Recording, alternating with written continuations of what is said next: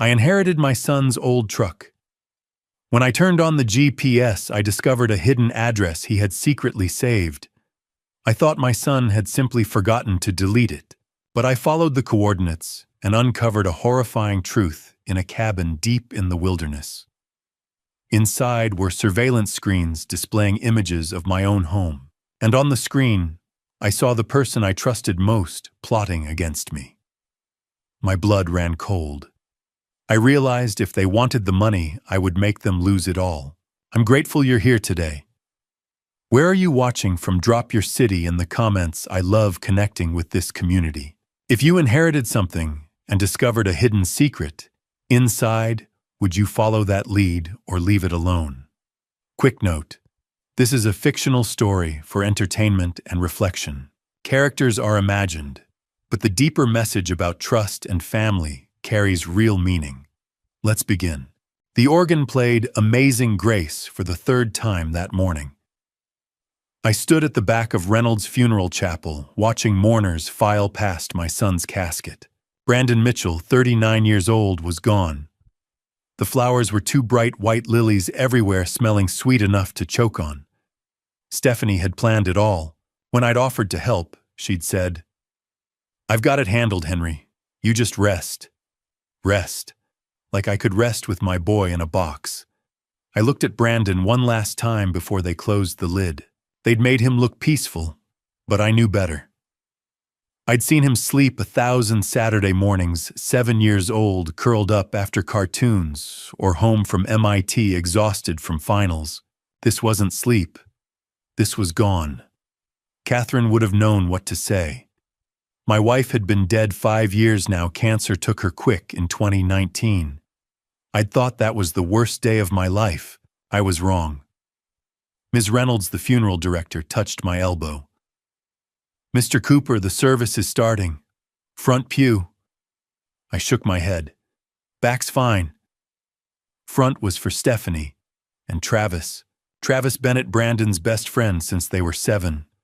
Grew up 3 houses down, spent more time at our table than his own. Now he stood beside my son's widow, with his hand on her shoulder, leaning in to whisper something. Maybe I was paranoid. Maybe grief was making me see things. But my gut said different. 2 hours after we buried Brandon at Forest Hills Cemetery, a lawyer herded us into a private room. Betty Anderson, my neighbor, squeezed my hand as we sat down. The last will and testament of Brandon James Mitchell, the young lawyer read. Executed September 20th, 2024. 6 weeks ago. Brandon had updated his will 6 weeks ago. To my wife, Stephanie Ann Mitchell, all life insurance benefits, $3.5 million, doubled to $7 million in the event of accidental death. My hands went cold. All patent rights and royalties valued at $35 million, and the property at 456 Scenic View Drive, including all assets therein. Stephanie didn't react, just nodded. To my father, Henry James Cooper. The lawyer looked up. I leave my 2016 Toyota Tacoma currently parked at 3421 Dayton Boulevard. Silence. Betty's grip tightened on my hand. $42 million. That's what Stephanie got. The house, the patents, the insurance from the brake failure that killed Brandon on some back road in Georgia. Me, a 12-year-old pickup with 155,000 miles. I wasn't mad about the money. I'd worked 40 years at the Volkswagen plant, owned my house free and clear. What broke me was this: my son had left me a truck. Not his MIT ring. Not the watch I'd given him at graduation. A truck. Like I was some stranger. Stephanie stood. Thank you.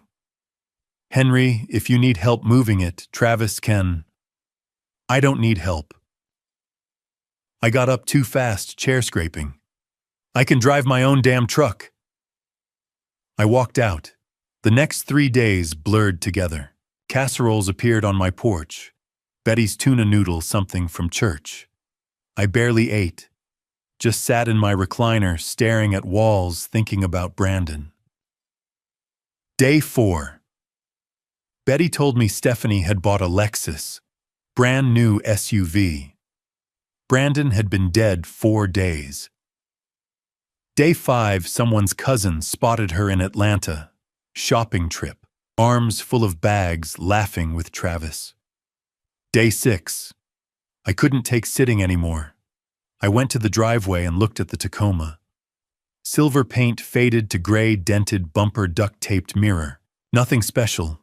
Nothing worth leaving in a will. I climbed in. The seat was adjusted for Brandon, taller than me. I pushed it back, and that's when I saw it.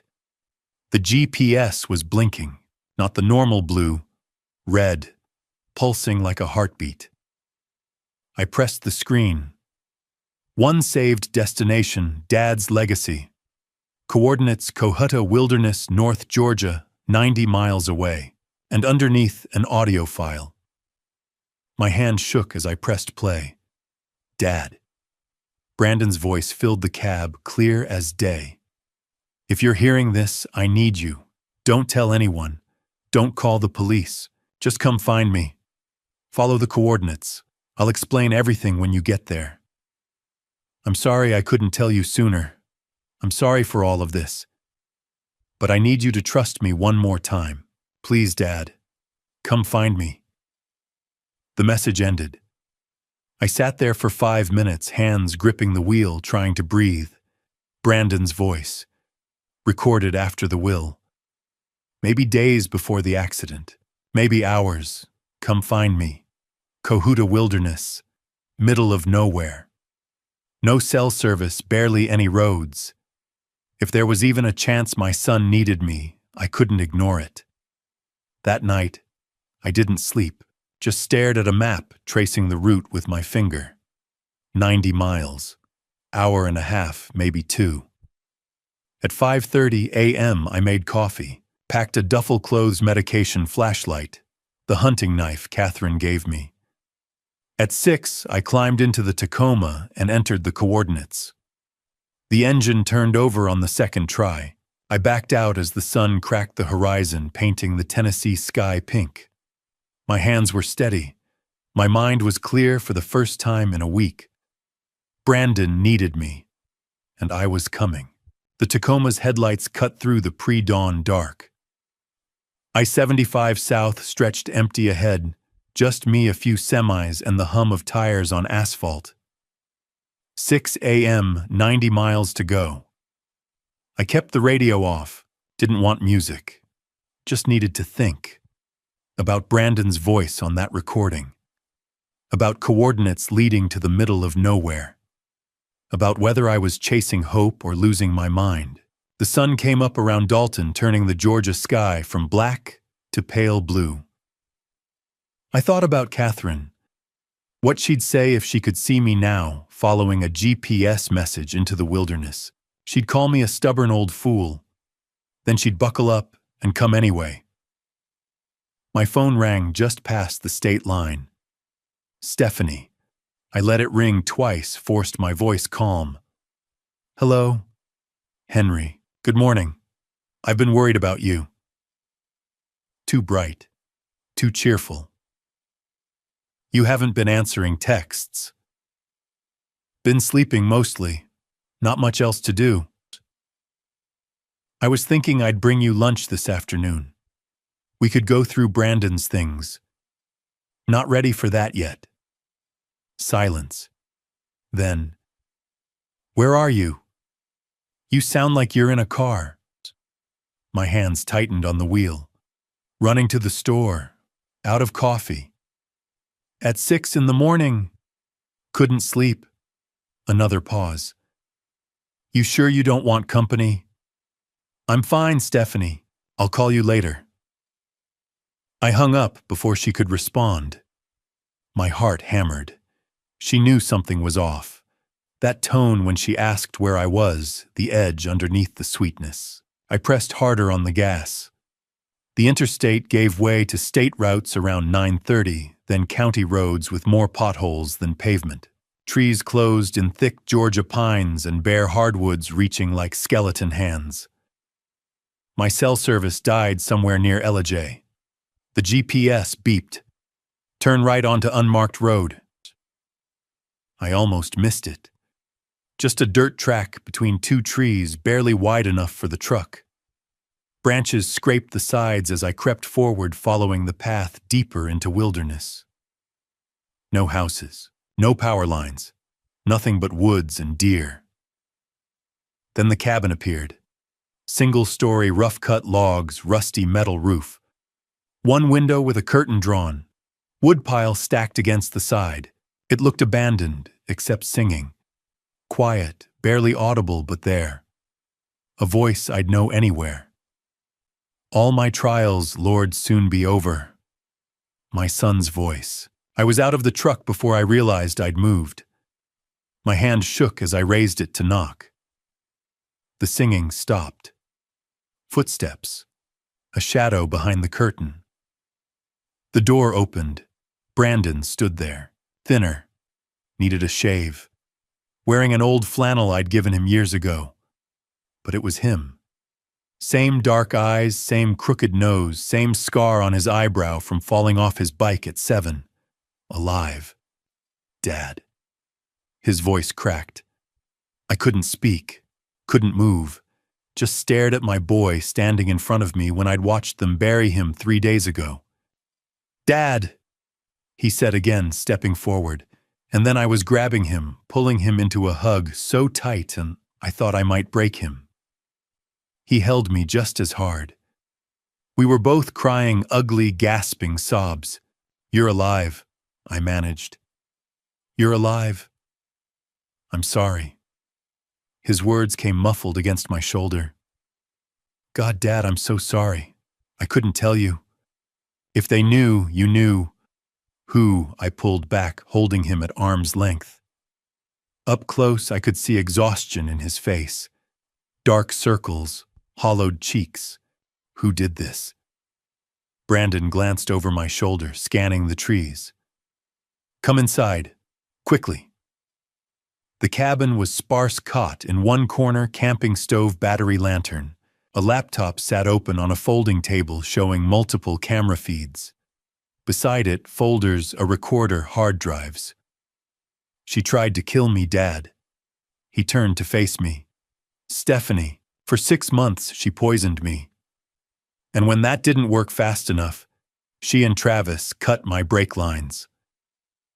The world tilted.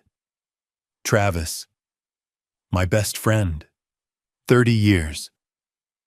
He laughed without humor. They tried to murder me for money. I sank onto the cot. The accident, I staged it. Faked the crash, used a dummy, planted DNA. Jake Morrison at the fire department helped. He's the only one who knows besides you. Why not go to the police?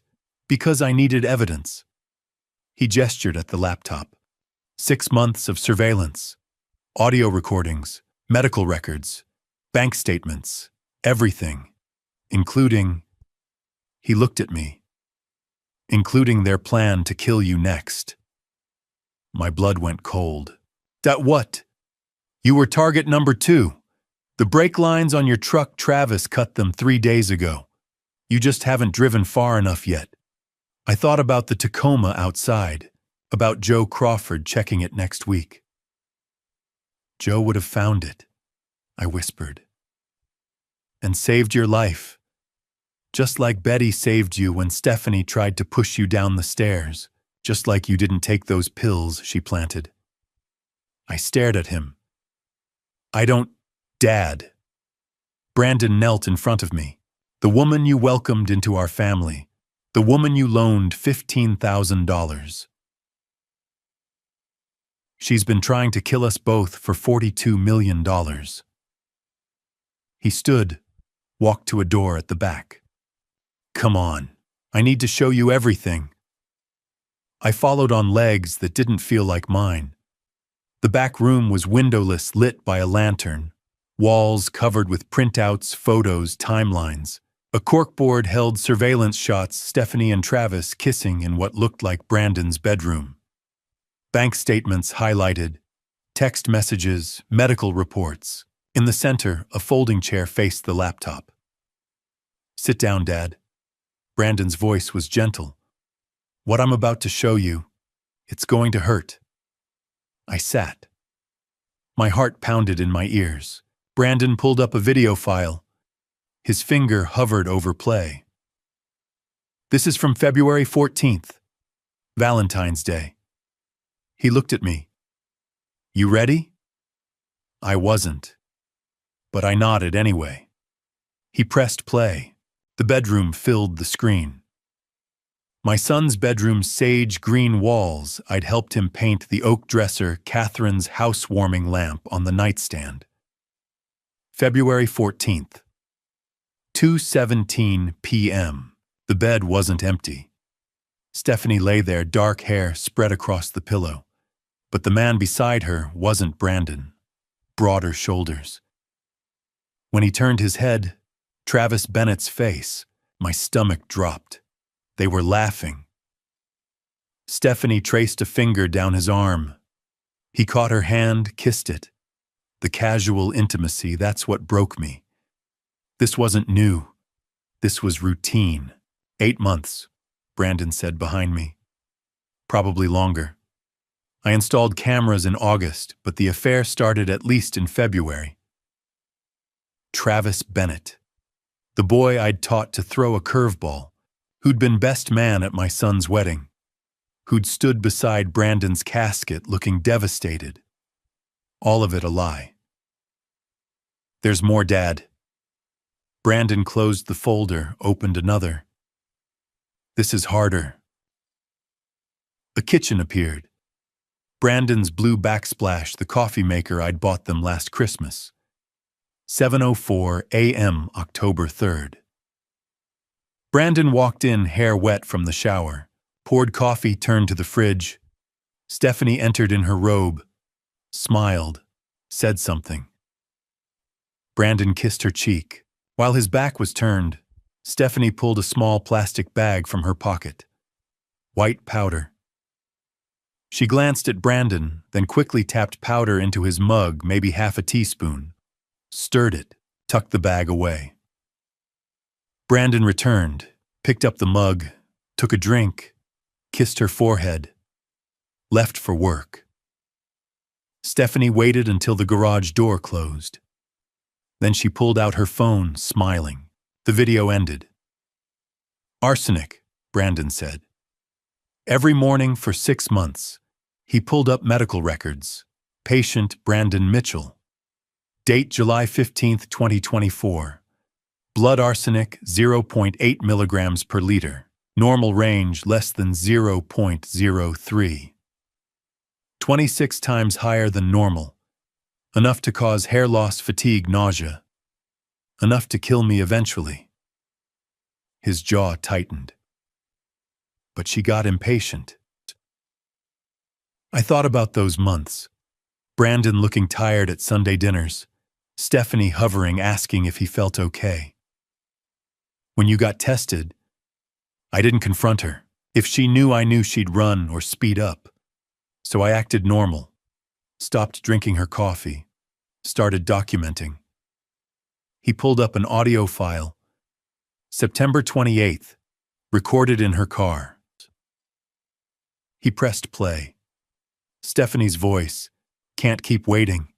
It's been 8 months and he's still walking around." Travis. "The arsenic was your idea. You said slow and natural. Slow is too slow. I'm tired of pretending. Tired of playing housewife." "So what do you want to do?" Stephanie's voice turned cold. "The brakes. Stage an accident. He drives that winding highway to his cabin every other weekend. One bad curve. And if someone checks, who's going to check? Everyone knows he's been sick. They'll say he fell asleep at the wheel. And after, we wait a few months, play grieving, then take the money and disappear. Cayman Islands. How much? 7 million life insurance doubled for accidental death. 35 million from the patents. Call it 42 million total. A whistle from Travis and his dad. My blood froze. What about him?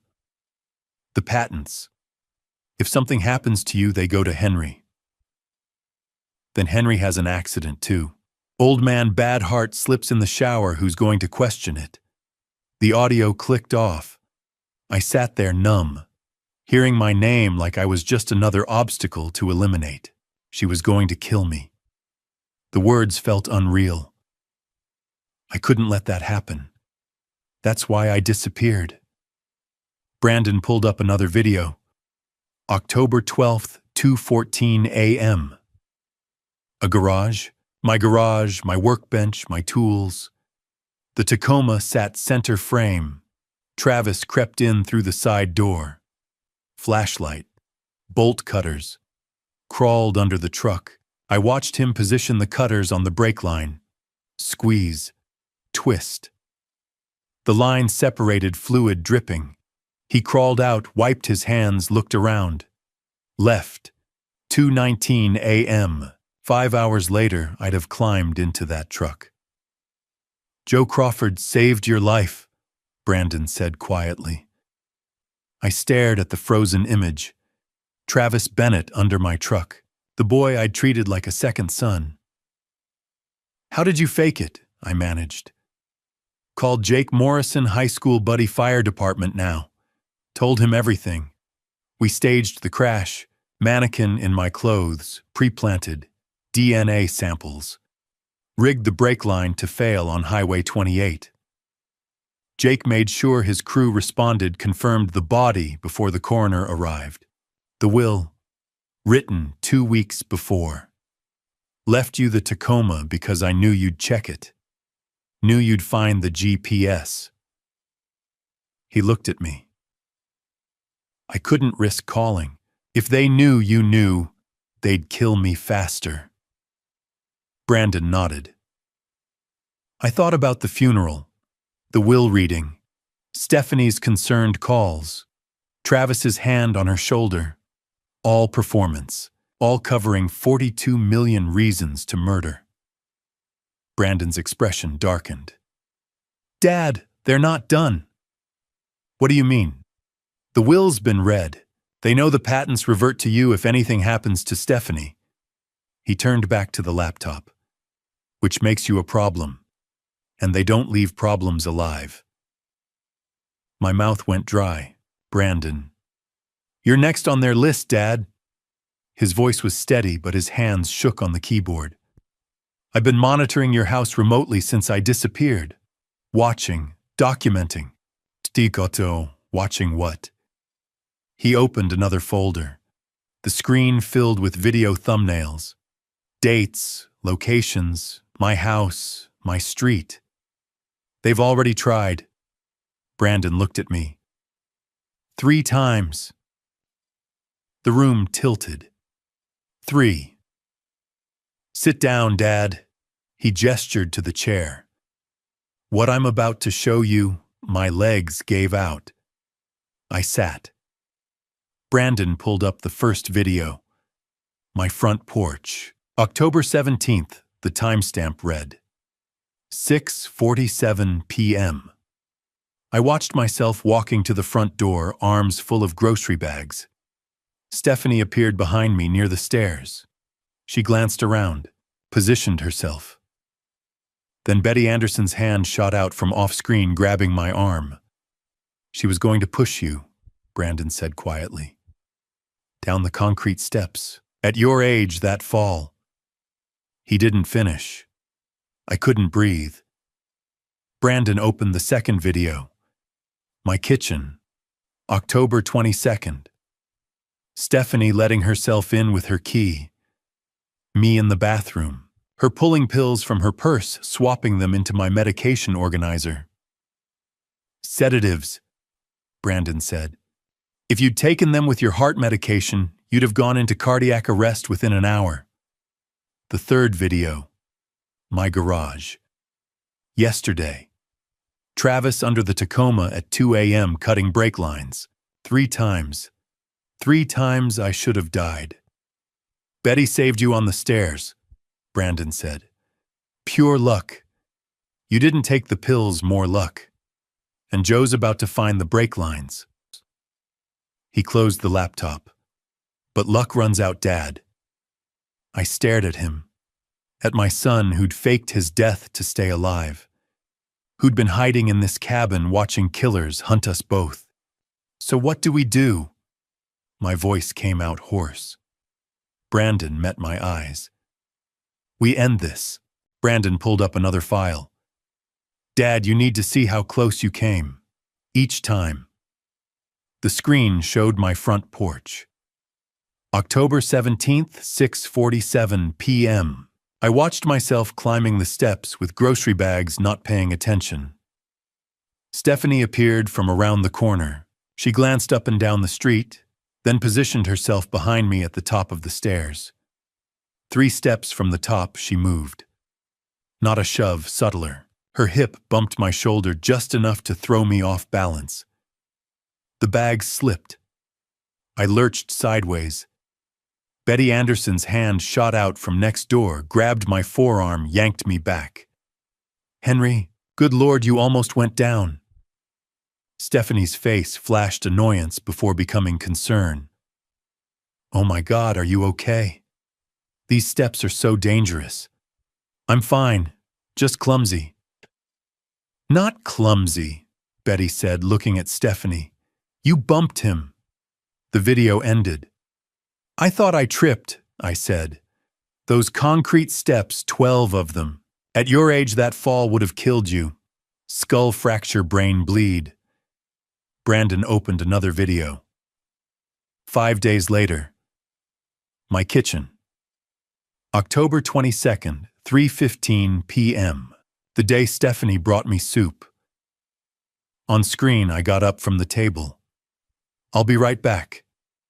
Heading for the bathroom. The moment I left, Stephanie pulled a Ziploc bag from her purse. Blue pills. She opened Tuesday's compartment in my pill organizer, dumped out my white beta blockers, replaced them with blue ones. Pocketed the originals. 40 seconds total. When I returned, she was smiling. Your coffee's getting cold, Henry. Ambien, Brandon said. 20 milligram sleeping pills. If you'd taken those with your heart medication, cardiac arrest within an hour. I tried to remember Tuesday. I had coffee with Joe that morning, forgot my pills, skipped them that night. Luck. Brandon pulled up the third video. October 24th, 11:42 p.m. My garage.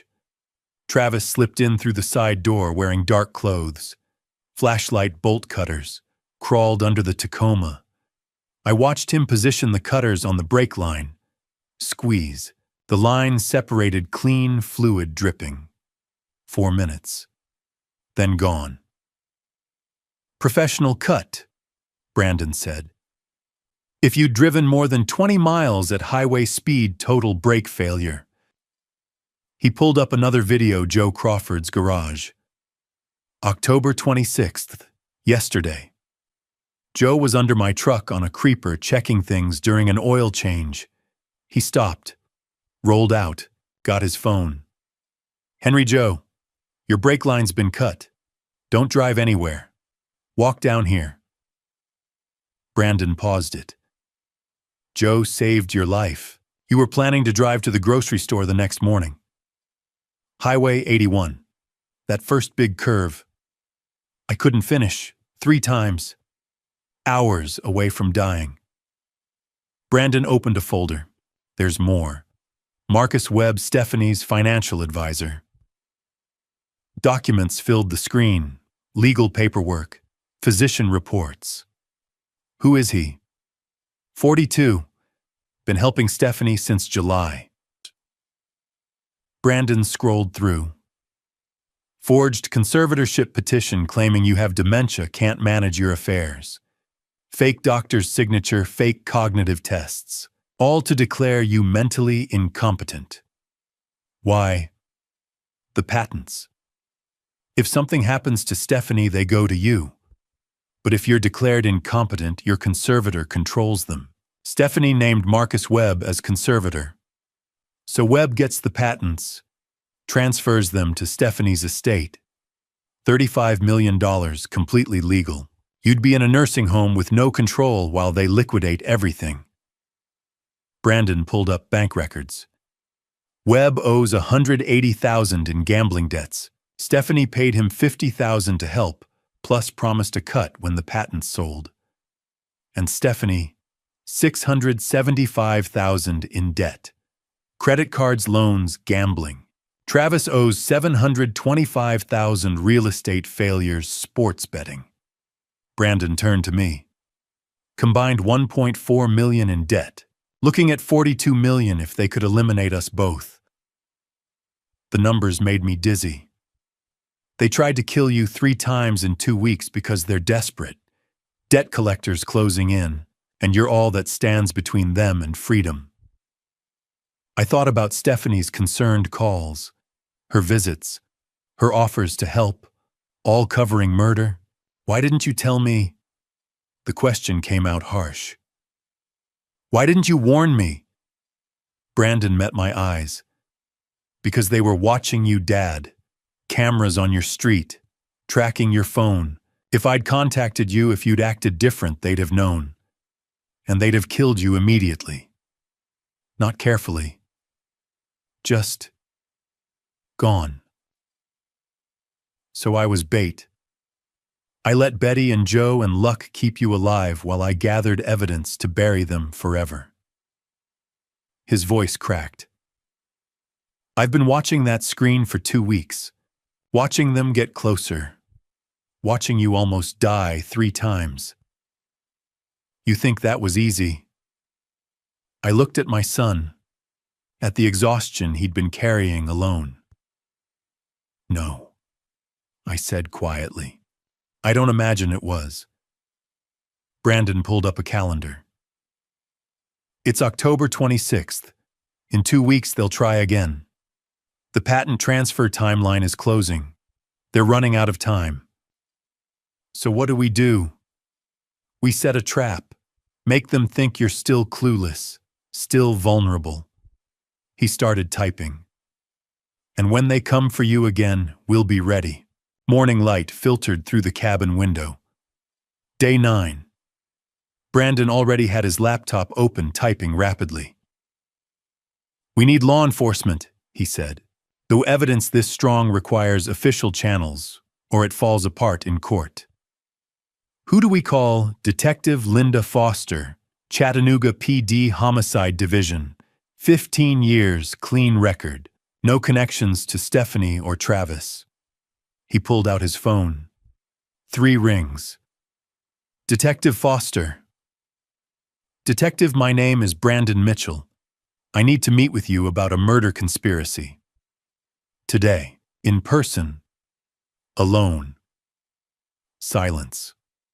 Then, Brandon Mitchell, the software engineer who died 2 weeks ago. I'm alive, and I have evidence of 3 attempted murders, financial fraud, and conspiracy. But if you bring backup, they'll disappear. Another pause. Where are you? Brandon gave coordinates. How soon? 2 hours. This better not be a prank. It's not. Bring a laptop. Detective Linda Foster arrived at 1:30 p.m., mid-40s, sharp eyes. She walked up alone, hand near her holster. Brandon met her at the door. Detective Foster, thank you. She studied him. You're supposed to be dead. I was, for 2 weeks. Now I need to stay alive long enough to put my wife and her lover in prison. Show me what you have. For 90 minutes, Brandon walked her through everything. Affair videos, arsenic tests, kitchen surveillance, murder planning audio. Travis cutting my brake line. Foster took notes, verified timestamps, asked sharp questions. When Brandon played the September 28th recording, Stephanie and Travis discussing killing me, Foster's jaw tightened. And that's admissible. Tennessee is one-party consent. Foster turned to me. Mr. Cooper, you're the target of 3 murder attempts. If we arrest them today, they lawyer up immediately.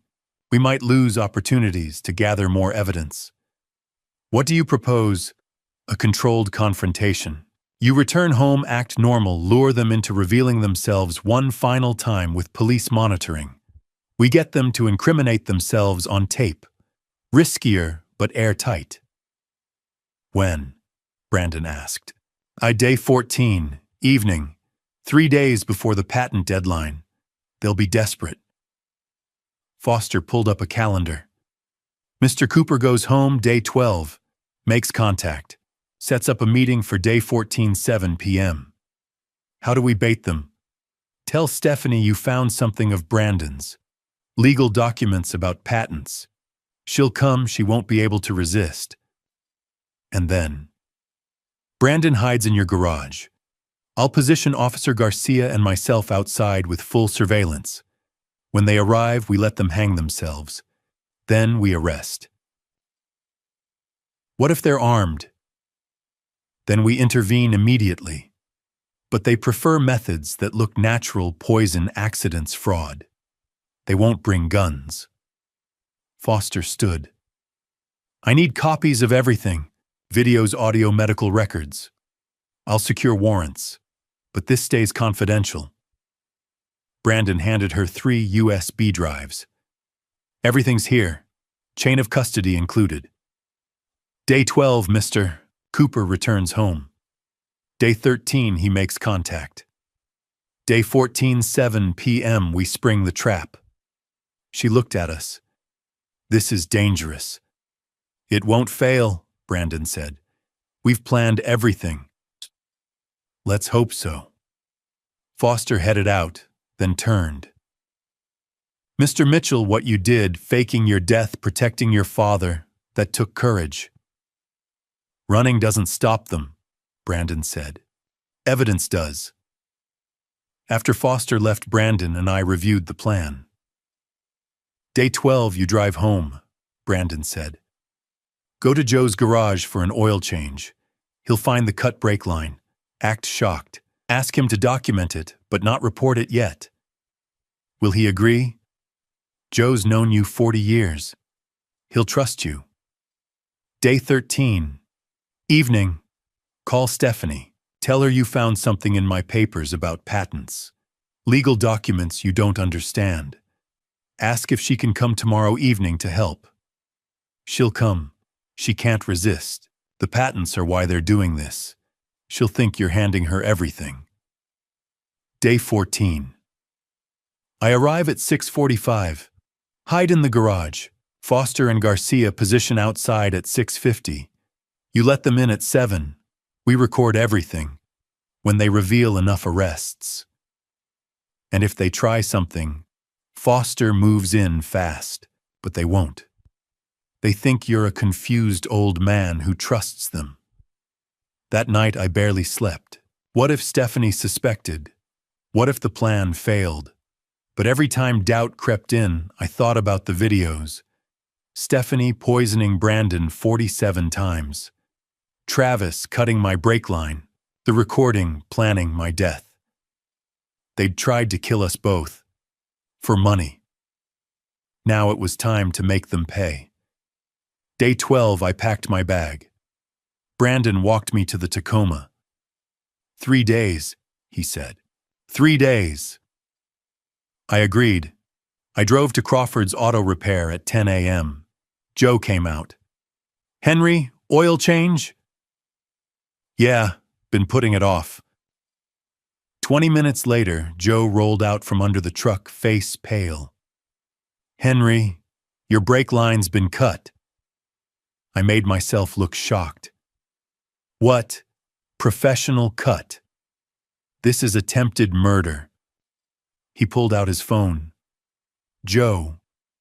I grabbed his arm. Document everything, but don't report it. Not yet. Give me 2 days. Henry, someone tried to kill you. I know, and I know who, but if we move now, they'll run. 2 days. Then you can tell everyone. Joe studied my face. You're planning something. Justice, I said. He nodded slowly. 2 days. Be careful. Day 13 evening. I sat in my living room and called Stephanie. She answered on the second ring. Henry, how are you? Not great. My voice shook, didn't have to fake it. I was going through Brandon's things. Found something. Something you should see. What is it? Legal stuff about his patents. I don't understand it. Can you come by tomorrow evening, 7? Pause, no? Of course. Is it important? It's about the patents. Maybe you can help me figure it out. I'll be there, 7 p.m. Her voice was warm, concerned. Try to get some sleep, Henry. I will. See you tomorrow. I hung up. My hands were shaking. Not from fear. From rage. That night I didn't sleep. Just lay in bed, thinking about Stephanie walking into my house tomorrow. About Brandon hiding in the garage. About Detective Foster waiting outside. About $42 million and 3 people who thought murder was worth it. At 5 a.m., my phone buzzed. Text from an unknown number.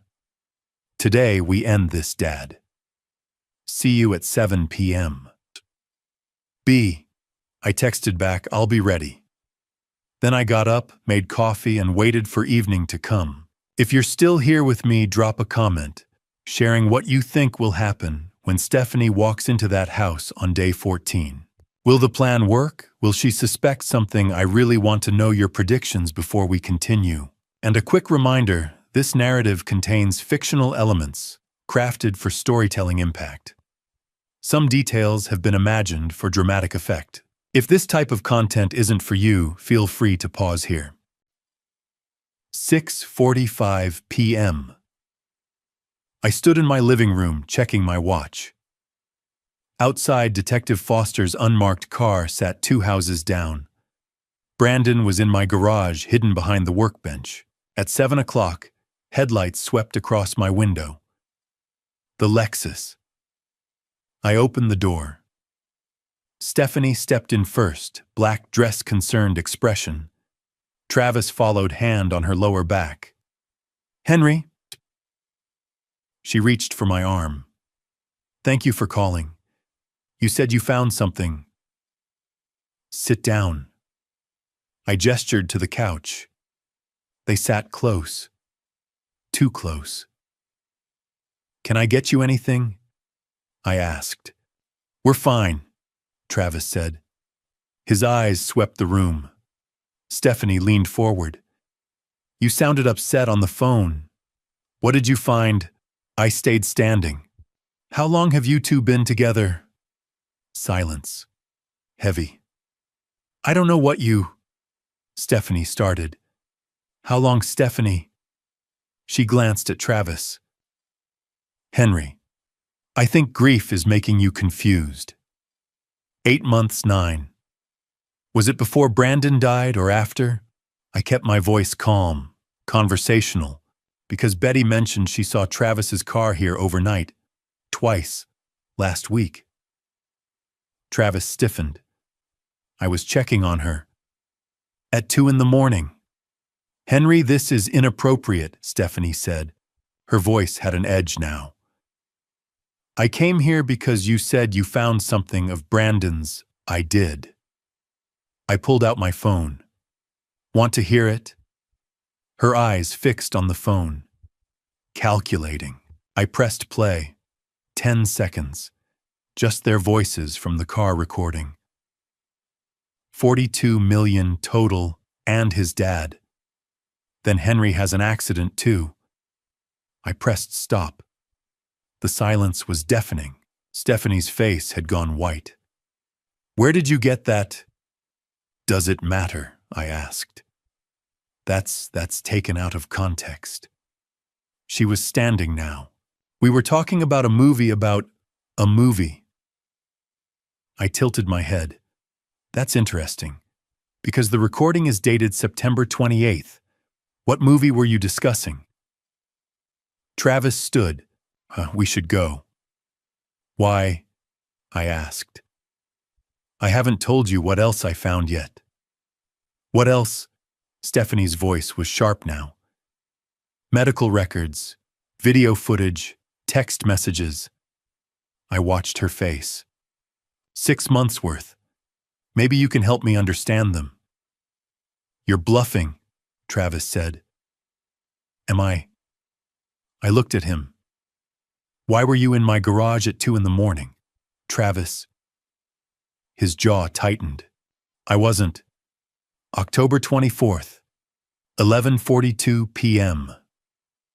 You came through the side door. Spent 4 minutes under my truck. Want to tell me what you were doing? Stephanie grabbed Travis's arm. Don't say anything. Why not? I asked. If it was innocent, why can't he explain? Because you're setting us up, Stephanie hissed. You're recording this right now, aren't you? Trying to trap us. Like you trapped Brandon. The words came out quiet. Cold. When you put powder in his coffee every morning for 6 months. Her face twisted. You senile old man. You have no idea what I'm dealing with. I finished. You're right. I don't know what it's like to murder someone for money. Maybe you can explain it to me. Travis moved toward the door. We're leaving. Are you? I didn't move. Because I'm curious. When you cut my brake lines, was that before or after you tried to push me down the stairs? Stephanie's mask cracked completely. You can't prove any of this. Can't I? The garage door opened. Brandon stepped into the living room. Stephanie's scream was raw. Animal. She stumbled backward. No. Her voice broke. No, you're dead, you're... Hello, Stephanie, Brandon said. His voice was ice. Surprised to see me. Travis was staring, frozen. The crash. The body. They confirmed what I wanted them to confirm. Brandon stepped closer. While you two were planning my father's murder, I was watching. Every phone call, every text, every time you slipped into his house to plant pills, every time Travis climbed under Dad's truck in the middle of the night. You're insane, Stephanie whispered, but her eyes were darting to the door. I have video of you poisoning my coffee, Stephanie. I have your text messages about the insurance money. I have recordings of you and Travis planning both our deaths. Brandon's voice never rose. I have Marcus Webb's signed confession about the conservatorship fraud. I have everything. We'll get lawyers, Stephanie started. You'll get prison. The front door opened. Detective Foster walked in, badge out. Officer Garcia behind her. Stephanie Mitchell, Travis Bennett. Foster's voice was steady. You're under arrest for conspiracy to commit murder, attempted murder of Brandon Mitchell, attempted murder of Henry Cooper, insurance fraud, and obstruction of justice. Stephanie lunged for the door. Garcia blocked her, spun her around, cuffed her in seconds. You have the right to remain silent. This is entrapment, Stephanie screamed. We didn't do anything, we were just talking. You confessed, I said quietly. Just now, on tape. You said I couldn't prove it, which means you knew what it was. Travis wasn't fighting, just stood there as Garcia cuffed him face blank with shock. Foster led Stephanie toward the door. She was still screaming. Henry, you bastard, you set us up, you... The door closed, cut her off mid-sentence. Through the window, I watched the patrol car pull away. The Lexus sat in my driveway, evidence now. The street was full. Betty Anderson on her lawn, hand over her mouth. Joe Crawford in his driveway. Neighbors everywhere. They'd all watched Stephanie Mitchell get arrested. Betty came over, first grabbed my arm. "Henry, oh Henry." "I'm okay, Betty." She looked at Brandon. "You're alive. Thank God." Joe crossed the street, shook Brandon's hand. "Hell of a thing." I stood on my porch, sun beside me, community around me. "It's really over?" I asked Brandon. "It's really over, Dad." For the first time in 2 weeks, I believed it. The phone rang at 8 a.m. day 15. Detective Foster. "Henry, first hearing is at 2 p.m. Hamilton County Courthouse. You and Brandon need to be there." "What kind of hearing?" "Arraignment. Judge will read formal charges, set bail. Stephanie and Travis will be present via video from county jail." Foster paused. "Bring something to write with. This is just the beginning." I hung up and found Brandon in my kitchen making coffee. He looked like he'd actually slept for the first time in weeks. "We have court at 2, I said. He nodded. "Good, let's finish this." The Hamilton County Courthouse sat downtown, gray stone building with columns that made you feel small walking up the steps. Brandon and I arrived at 1:30. Foster met us at the security checkpoint. "Courtroom 3, second floor," she said.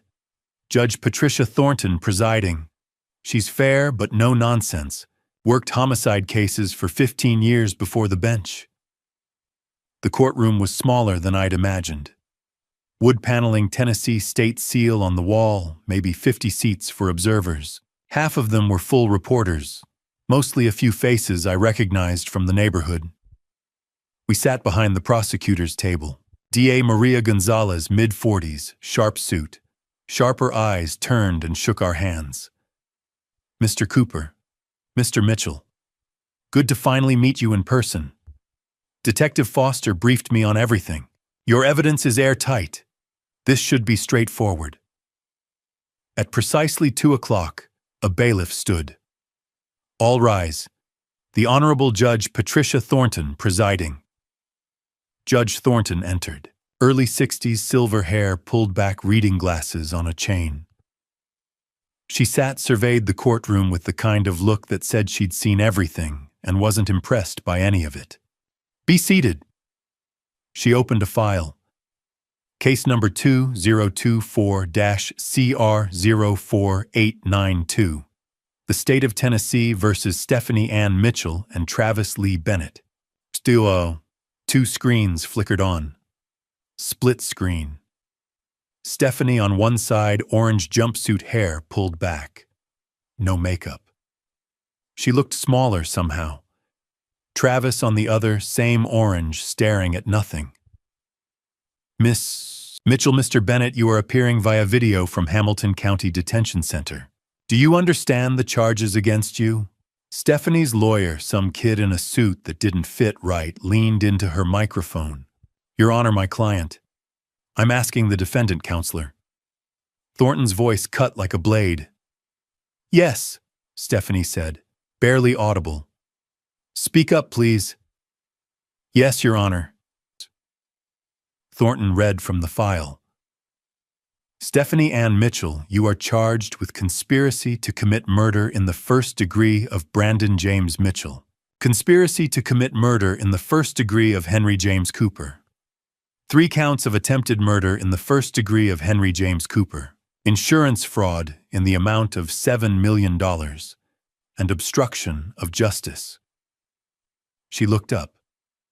"Do you understand these charges?" "Yes." "How do you plead?" "Not guilty, Your Honor." Thornton turned to the other screen. "Travis Lee Bennett, you are charged with conspiracy to commit murder in the first degree of Brandon James Mitchell. Conspiracy to commit murder in the first degree of Henry James Cooper. 3 counts of attempted murder in the first degree of Henry James Cooper. And obstruction of justice. Do you understand these charges?" "Yes, ma'am." "How do you plead?" "Not guilty." "Very well." Thornton looked at D.A. Gonzalez. Bail recommendation.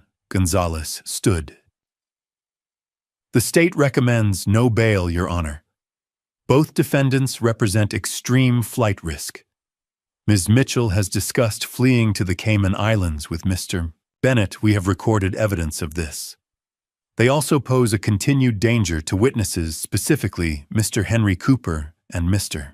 Brandon Mitchell, both of whom they attempted to murder multiple times. Stephanie's lawyer stood. Your Honor, my client is a respected member of the community. Your client is on tape planning 2 murders, Thornton interrupted. Counselor, I've reviewed the evidence filed with this court. Video surveillance, audio recordings, medical records. The state's case is compelling.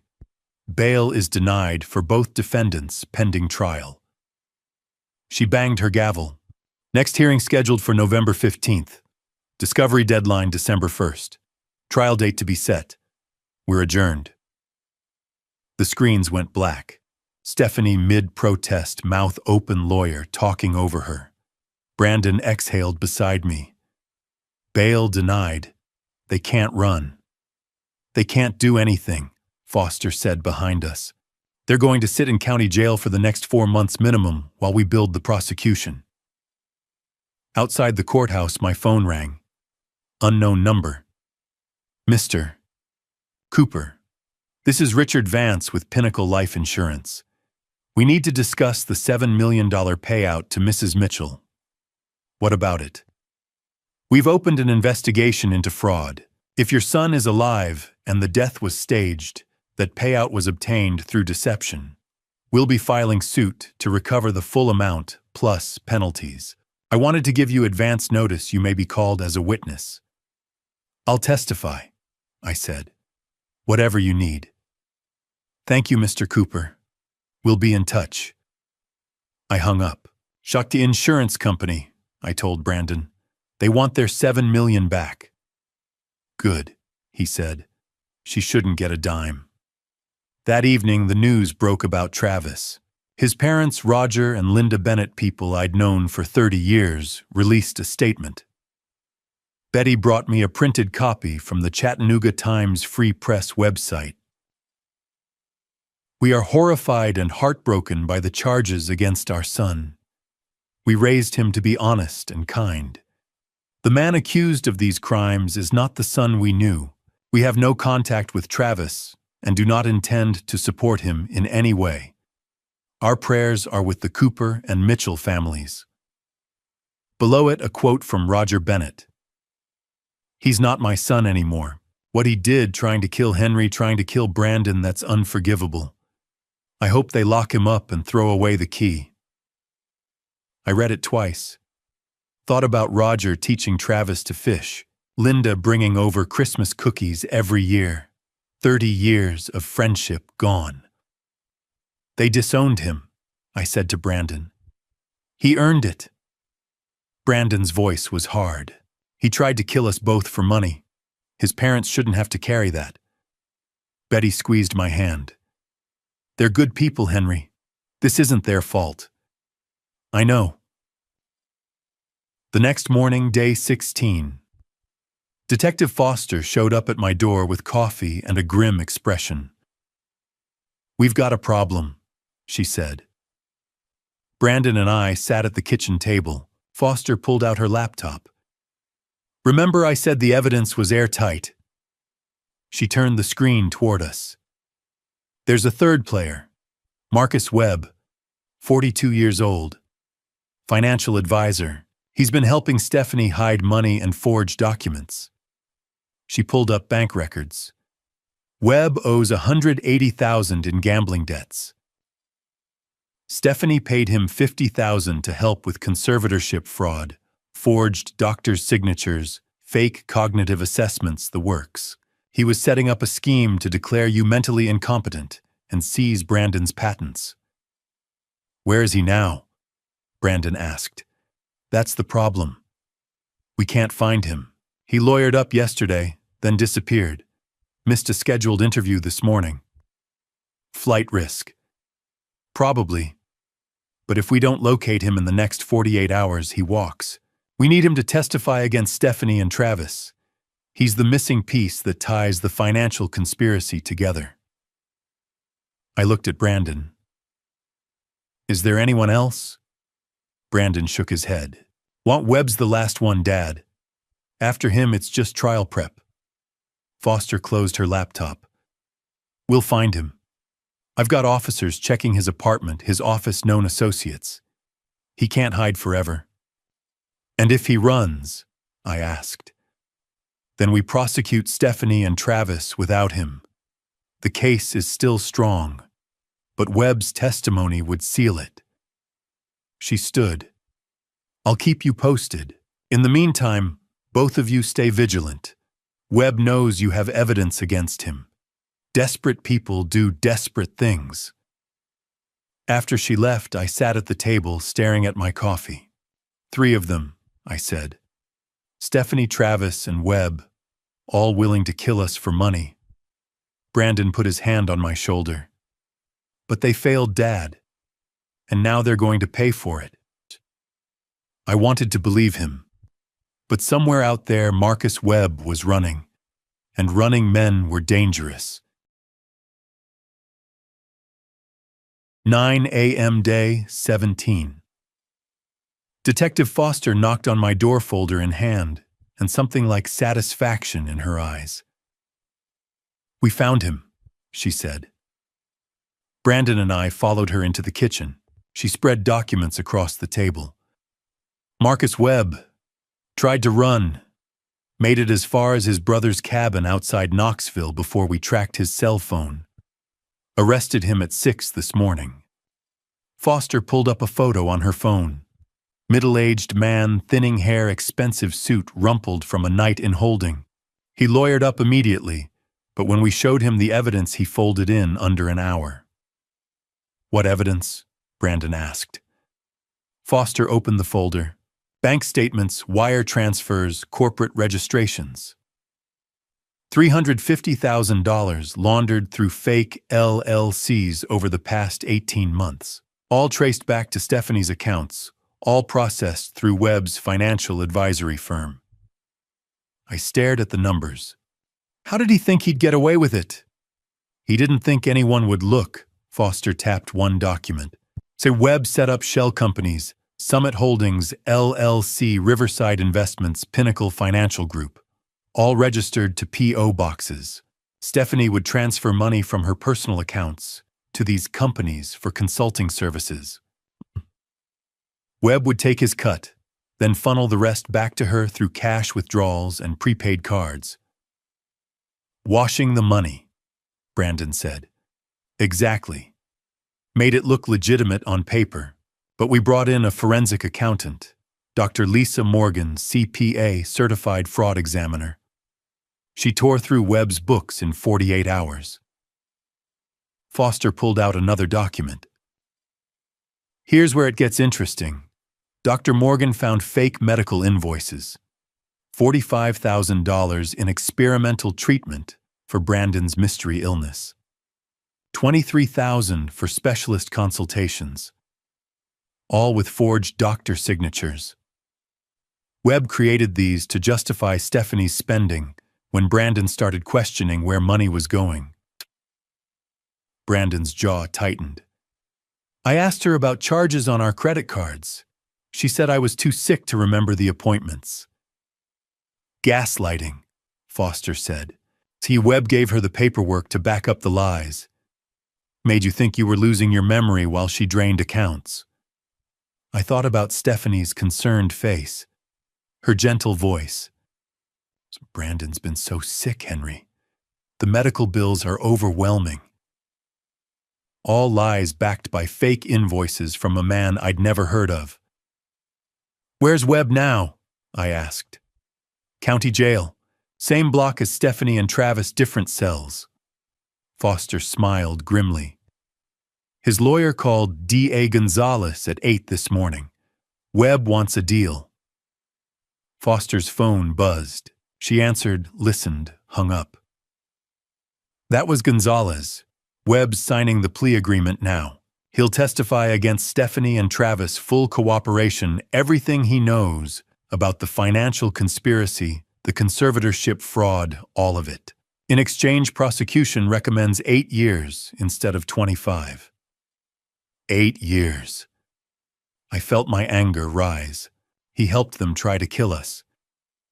He helped them steal and forge documents, Foster corrected. But he wasn't party to the murder conspiracy. Legally, that's a different charge. 8 years for financial fraud and obstruction is actually steep. And his testimony locks Stephanie and Travis away for life. Brandon put a hand on my shoulder. It's enough, Dad. Let him talk. Let him bury them. Foster gathered the documents. Gonzalez says the case is airtight now. Webb's testimony connects every financial transaction to Stephanie's motive. The jury will hear how she paid Webb $50,000 to forge conservatorship papers. How she laundered $350,000. How she planned to declare you incompetent to seize Brandon's patents. She looked at Brandon. Speaking of patents, your lawyer filed an emergency injunction this morning. Judge Thornton granted it. All intellectual property rights frozen. Stephanie can't touch them, can't sell them, can't claim them. They're protected. Brandon exhaled. Now $35 million she'll never see. 35 million reasons she'll spend the rest of her life in prison, Foster said. That evening, day 18, I found Brandon in my garage. He'd pulled a tarp off an old workbench I hadn't touched in months, was sorting through tools. What are you doing? I asked. Thought we could work on the Tacoma. He held up a wrench. Clean it up, make it shine. It saved our lives. Seems like it deserves better than sitting in the driveway covered in dust. I grabbed another wrench, joined him at the truck. We worked in comfortable silence for a while, checking fluids, tightening bolts, wiping down the interior. You think they'll take a plea? I asked. Stephanie and Travis. Brandon didn't look up from the carburetor he was cleaning. No, Stephanie's too arrogant. She'll think she can win. She'll hire expensive lawyers, cry on the stand about being a grieving widow, try to convince a jury I'm the villain for faking my death. And Travis, he'll follow her lead. He always has. Brandon set down the carburetor. But it won't work. We have video of her poisoning my coffee. Audio of them planning our murders. Text messages, bank records, Marcus Webb's testimony tying the financial motive together. When that jury sees everything, he looked at me. They won't just convict, they'll bury her. I thought about the trial, about sitting in that courtroom, watching Stephanie try to lie her way out of murder.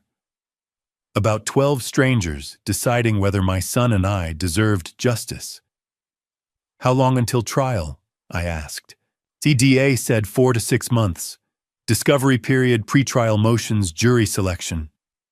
Brandon wiped his hands on a rag. Spring, probably. March or April. 4 months. 4 months of waiting, of looking over my shoulder, of wondering if Stephanie had any more tricks hidden away. We'll be ready, Brandon said, reading my mind.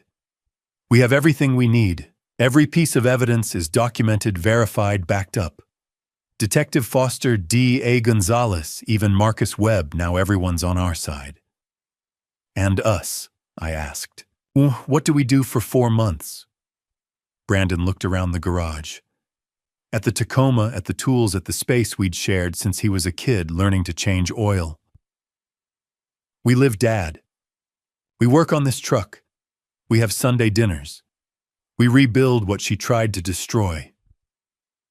He smiled a real smile, the first I'd seen in weeks. And when March comes, we walk into that courtroom, and we watch justice happen. I nodded, picked up a socket wrench, got back to work. Outside, the sun was setting over Chattanooga. Inside, my son was alive, and the people who'd tried to kill us were in cages. For now, that was enough. Maria Gonzalez called me the Monday after Thanksgiving. 6 weeks since the arrests. Her voice carried the kind of controlled urgency I'd come to recognize. Henry, depositions start next week. I need you and Brandon in my office tomorrow morning. We have a lot to cover. I drove to downtown Chattanooga the next day. Brandon was already there, sitting across from Gonzalez in her conference room. Stacks of folders covered the table: evidence logs, witness statements, financial records. Her Robert Marsh filed his defense strategy yesterday, Gonzalez said. He's claiming Stephanie is a victim of psychological manipulation by Brandon. Brandon's expression hardened. That's absurd. Well, of course it is, but it's all he's got. She opened a folder. He can't challenge the recordings. He can't explain away the arsenic or the brake lines, so he's trying to flip the narrative, make Brandon the villain who staged everything for revenge. Will a jury believe that? I asked. Not if we're prepared, which is why these depositions matter. Marsh is going to come at both of you hard. He'll try to rattle you, make you seem unreliable or vindictive. She looked at me. Henry, he's going to question your memory, your mental state. He'll suggest grief made you imagine things. Let him try. Brandon, he'll paint you as a controlling husband who faked his death to destroy your wife. He'll ask why you didn't go to the police immediately, why you hid for weeks, why you involved your father instead of proper authorities. Brandon nodded slowly. I have answers for all of that. Good, because you'll need them. My deposition was scheduled for the following Monday. I sat in a small conference room with Gonzalez on my left, Robert Marsh across from me, and a court reporter at the end of the table. Marsh was mid-50s, silver hair, expensive suit, the kind of lawyer who made his living defending people who could afford the best. He started with the basics: my background, my relationship with Brandon, Catherine's death. Then he shifted gears. Mr. Cooper, you're 65 years old, correct? Yes. And you take medication for a heart condition, beta blockers? Yes. Have you experienced any memory issues in recent years? Gonzalez cut in. Relevance. Marsh smiled. Mr. Cooper's testimony hinges on his recollection of events. I'm establishing his cognitive baseline. I remember everything just fine, I said evenly. Do you? Marsh leaned forward. You claim you heard Brandon's voice on a GPS device, a device that, according to experts, doesn't have audio recording capability. Isn't it possible that grief, the trauma of losing your son, caused you to hear something that wasn't there? I held his gaze. I heard my son's voice telling me where to find him. And I found him, alive, in a cabin in the Cohuta wilderness. That's not grief. That's fact. But you can't produce this alleged GPS recording, can you? Brandon has it. It's in evidence. Marsh flipped through his notes. Yes, Detective Foster logged a small recording device, but there's no proof it was embedded in the vehicle's GPS system. It could have been planted anywhere, by anyone. By Brandon, you mean? I'm simply establishing that your testimony relies on an unverified claim about a voice recording. The recording exists. Brandon's voice is on it. That's not a claim. It's evidence. Marsh shifted again. Let's talk about the will. You inherited a 20-year-old truck. That must have been disappointing. I didn't care about the money. Really, your son, adopted son, correct, left you virtually nothing while his wife received millions. That didn't make you angry? No, not even a little resentful. Brandon explained everything. The will was part of the plan. Ah, yes, the plan. Marsh's tone was mocking. The elaborate conspiracy theory where your daughter-in-law and her lover tried to kill you both. Quite a story. Gonzalez stood. If you're going to editorialize, counselor, we're done here. Marsh held up his hands. Withdrawn. Mr. Cooper, one last question. If Stephanie Mitchell was really trying to kill you, why didn't you go to the police before Brandon's supposed death? Because I didn't know. Not until Brandon showed me the evidence. How convenient. Brandon's deposition was worse. Marsh attacked from every angle. Why didn't Brandon go to the police when he first suspected Stephanie? Why did he install hidden cameras instead of confronting her? Why fake his death instead of filing for divorce? Because they were trying to kill me, Brandon said. If I'd confronted them, I'd be dead. If I'd gone to the police without proof, they would have destroyed the evidence and come after me harder.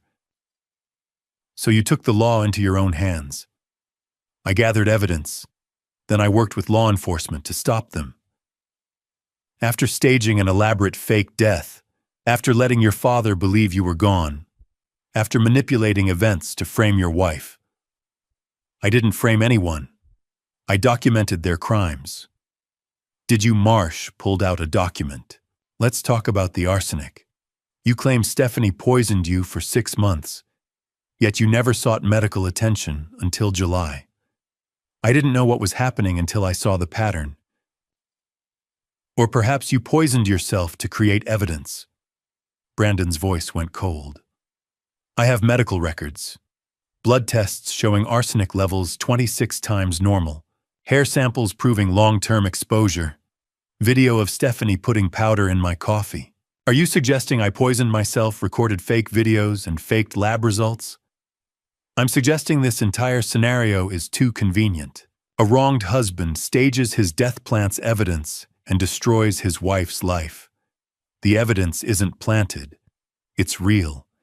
And Stephanie destroyed her own life when she decided to commit murder. While Brandon and I dealt with depositions, Gonzalez prepared our other witnesses. Betty Anderson would testify about the stairs incident. She'd seen Stephanie push me, seen me nearly fall. Joe Crawford had the brake line evidence photos, repair records, expert analysis, showing deliberate sabotage. The church community rallied around us. Riverside Baptist held a fundraiser to help with legal expenses. $12,000 raised in one evening. Pastor Reynolds gave a sermon about standing with the innocent against false accusations. The local paper ran a feature story, Community Supports Father and Son in Murder for Hire Case. The outpouring humbled me. These were people who'd known Brandon his whole life, who'd watched him grow up, seen him build his career, knew his character. They didn't believe Marsh's story about manipulation and revenge. They believed the truth. In mid-December, Marsh filed a motion to subpoena my complete medical records. He's fishing, Gonzalez explained. Looking for anything he can use to attack your credibility. Depression, anxiety, anything that suggests diminished capacity. He won't find it. I know, but I'm filing a motion to limit the scope. He gets records relevant to cognitive function only, nothing else. Judge Thornton granted the motion. Marsh received 3 pages of doctor's notes from my annual physical. No dementia, no cognitive impairment, no memory issues. The fishing expedition failed. By mid-December, the case was airtight. Marcus Webb's plea deal was finalized. He'd testify about the money laundering, the conservatorship fraud, the entire financial conspiracy. Betty Anderson and Joe Crawford had given detailed depositions about the attempts on my life. The recordings were authenticated and ready for trial. Robert Marsh kept fighting. He filed motions to suppress evidence, to exclude witnesses, to delay the trial. Judge Thornton denied every single one. On December 20th, Gonzalez called with the final update. Trial date is set, she said. March 15th. Jury selection starts March 10th. I did the math. 3 months away. That enough time, I asked. More than enough. We'll spend January and February on final prep. Mock trials. Witness rehearsals. Making sure every detail is perfect. She paused. Marsh will keep looking for angles. He's desperate. But Henry, we have him. The evidence is overwhelming. Brandon and I spent Christmas quietly. Just the two of us like it used to be when Catherine was alive. We didn't talk much about the trial. We were both exhausted from months of depositions and legal maneuvering. On New Year's Eve, Brandon raised his glass. To Mom, he said, and to finishing this. To finishing this, I echoed. 3 months until trial. 3 months until Stephanie and Travis would face a jury and answer for everything they'd done. We were ready. Maria Gonzalez called me on a Tuesday morning in early January. Henry, we need to talk. Defense just filed their witness list. I drove to her office in downtown Chattanooga. Brandon met me there. The prosecutor's face was grim as she slid the document across her desk. I scanned the names. Most were predictable character witnesses for Stephanie experts hired to muddy the waters. Then I saw it. Karen Bishop. My blood ran cold. Who is she? Brandon asked. Gonzalez pulled up a file. Stephanie's cousin, 32 years old, lives in Knoxville. According to her sworn statement, Brandon visited her last November. She claims he confessed to planning a fake death to frame Stephanie. Brandon's jaw tightened. That's impossible. I know, Gonzalez said. But Robert Marsh is betting the jury won't. The defense strategy was clear. They couldn't refute the evidence, the recordings, the arsenic, the brake lines, so they were attacking the narrative itself. If they could convince even one juror that Brandon staged everything as revenge against his wife, the whole case collapsed. What did she say exactly? I asked. Gonzalez read from the deposition transcript. Brandon came to my apartment on November 18th. He seemed anxious. He told me Stephanie was trying to divorce him and take everything. He said he had a plan to disappear and make it look like she killed him. He wanted to destroy her life the way she destroyed his. Brandon shook his head. I've never been to her apartment. I've met Karen maybe 3 times in my life, all at family events. Can you prove where you were November 18th? Gonzalez asked. Brandon pulled out his phone. Within 5 minutes, he had the receipts. November 15th through 17th, a software engineering conference in Atlanta. Hotel reservation at the Marriott Marquis. Dinner receipts. A photo with colleagues at the closing banquet on the 17th. November 18th, I was back home, Brandon said. I have credit card charges from a grocery store in Hickson at 2 p.m. and a gas station at 4:30. Gonzalez smiled. That'll work. Knoxville is 2 hours from Hickson. You couldn't have been in both places. So why is she lying? I asked. That's what Detective Foster is finding out. 2 days later, Foster called with an update. I subpoenaed Karen Bishop's phone records, she said. Also pulled the jail call logs for Stephanie Mitchell. Brandon and I sat in my living room, the detective on speakerphone. Stephanie's made 47 calls since her arrest, Foster continued. Most to her lawyer, but 14 calls went to one number, Karen Bishop's cell, all between January 5th and 12th. Before Karen gave her statement, Brandon said. Exactly. I got a warrant for the recordings. You need to hear this. Foster played the first call. Stephanie's voice came through tight with controlled panic. Karen, I need you to do something for me. What is it? Karen sounded uncertain. Robert says we need someone who can testify that Brandon planned this, that he wanted revenge. Steph, I can't lie in court. It's not lying. Think about it. Brandon faked his death. He hid evidence for months. He's trying to destroy my life. All you're doing is telling the jury what kind of person he is. But I don't know anything about... Listen to me. Stephanie's voice hardened. I'm facing life in prison. Life, Karen. for something I didn't do. I need you. The recording ended. Foster played the next one. Okay, I've been thinking, Karen said. What exactly do you need me to say? Stephanie's relief was audible. Just that Brandon came to see you in November, that he seemed angry about the marriage, that he said he had a plan. But he didn't come see me in November. Karen, does it really matter? The point is, he's capable of this. You're helping the jury see the truth. Over the next 6 calls, Stephanie coached Karen through every detail. The date, the time, what Brandon supposedly said, how he looked. Karen's initial resistance faded, replaced by practiced lines.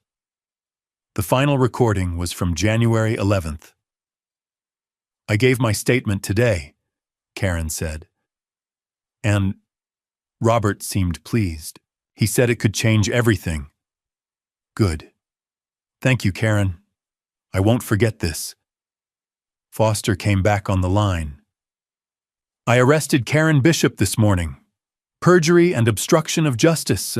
Her bail's set at $25,000. The media exploded.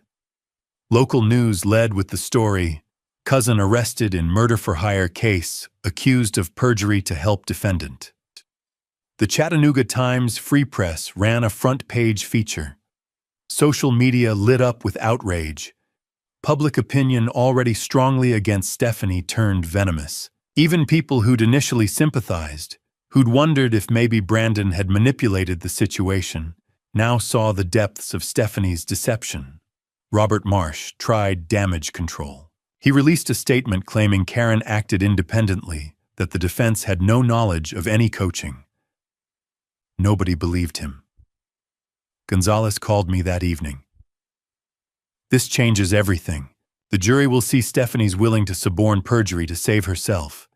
It destroys any sympathy Marsh was trying to build. What about Karen? I asked. She'll likely plead out, serve a year, maybe 18 months. But her testimony is worthless now. Marsh can't put her on the stand. On a cold Saturday in late February, Brandon and I drove to the cemetery. Catherine's grave sat beneath an oak tree on a hillside overlooking the valley. The headstone was simple granite, the inscription just her name and dates. She'd been 58 when the cancer took her. 7 years felt like yesterday. I knelt and brushed away the dead leaves. Hey, Catherine, I said quietly. I brought our boy. Brandon stood beside me, hands in his pockets. We'd been so busy with depositions and evidence and legal strategy that we hadn't had time to just feel, to acknowledge what we'd lost and what we'd saved. I wish you could have seen him come back, I said. You would have been so proud. He saved both of us. Brandon's voice was thick. I'm sorry I put you through this, Dad. I should have found another way. No. I stood and gripped his shoulder. You did exactly what you had to do, and your mother would have understood that. We stood in silence for a long moment. The wind moved through the bare branches. Somewhere in the distance, a church bell rang.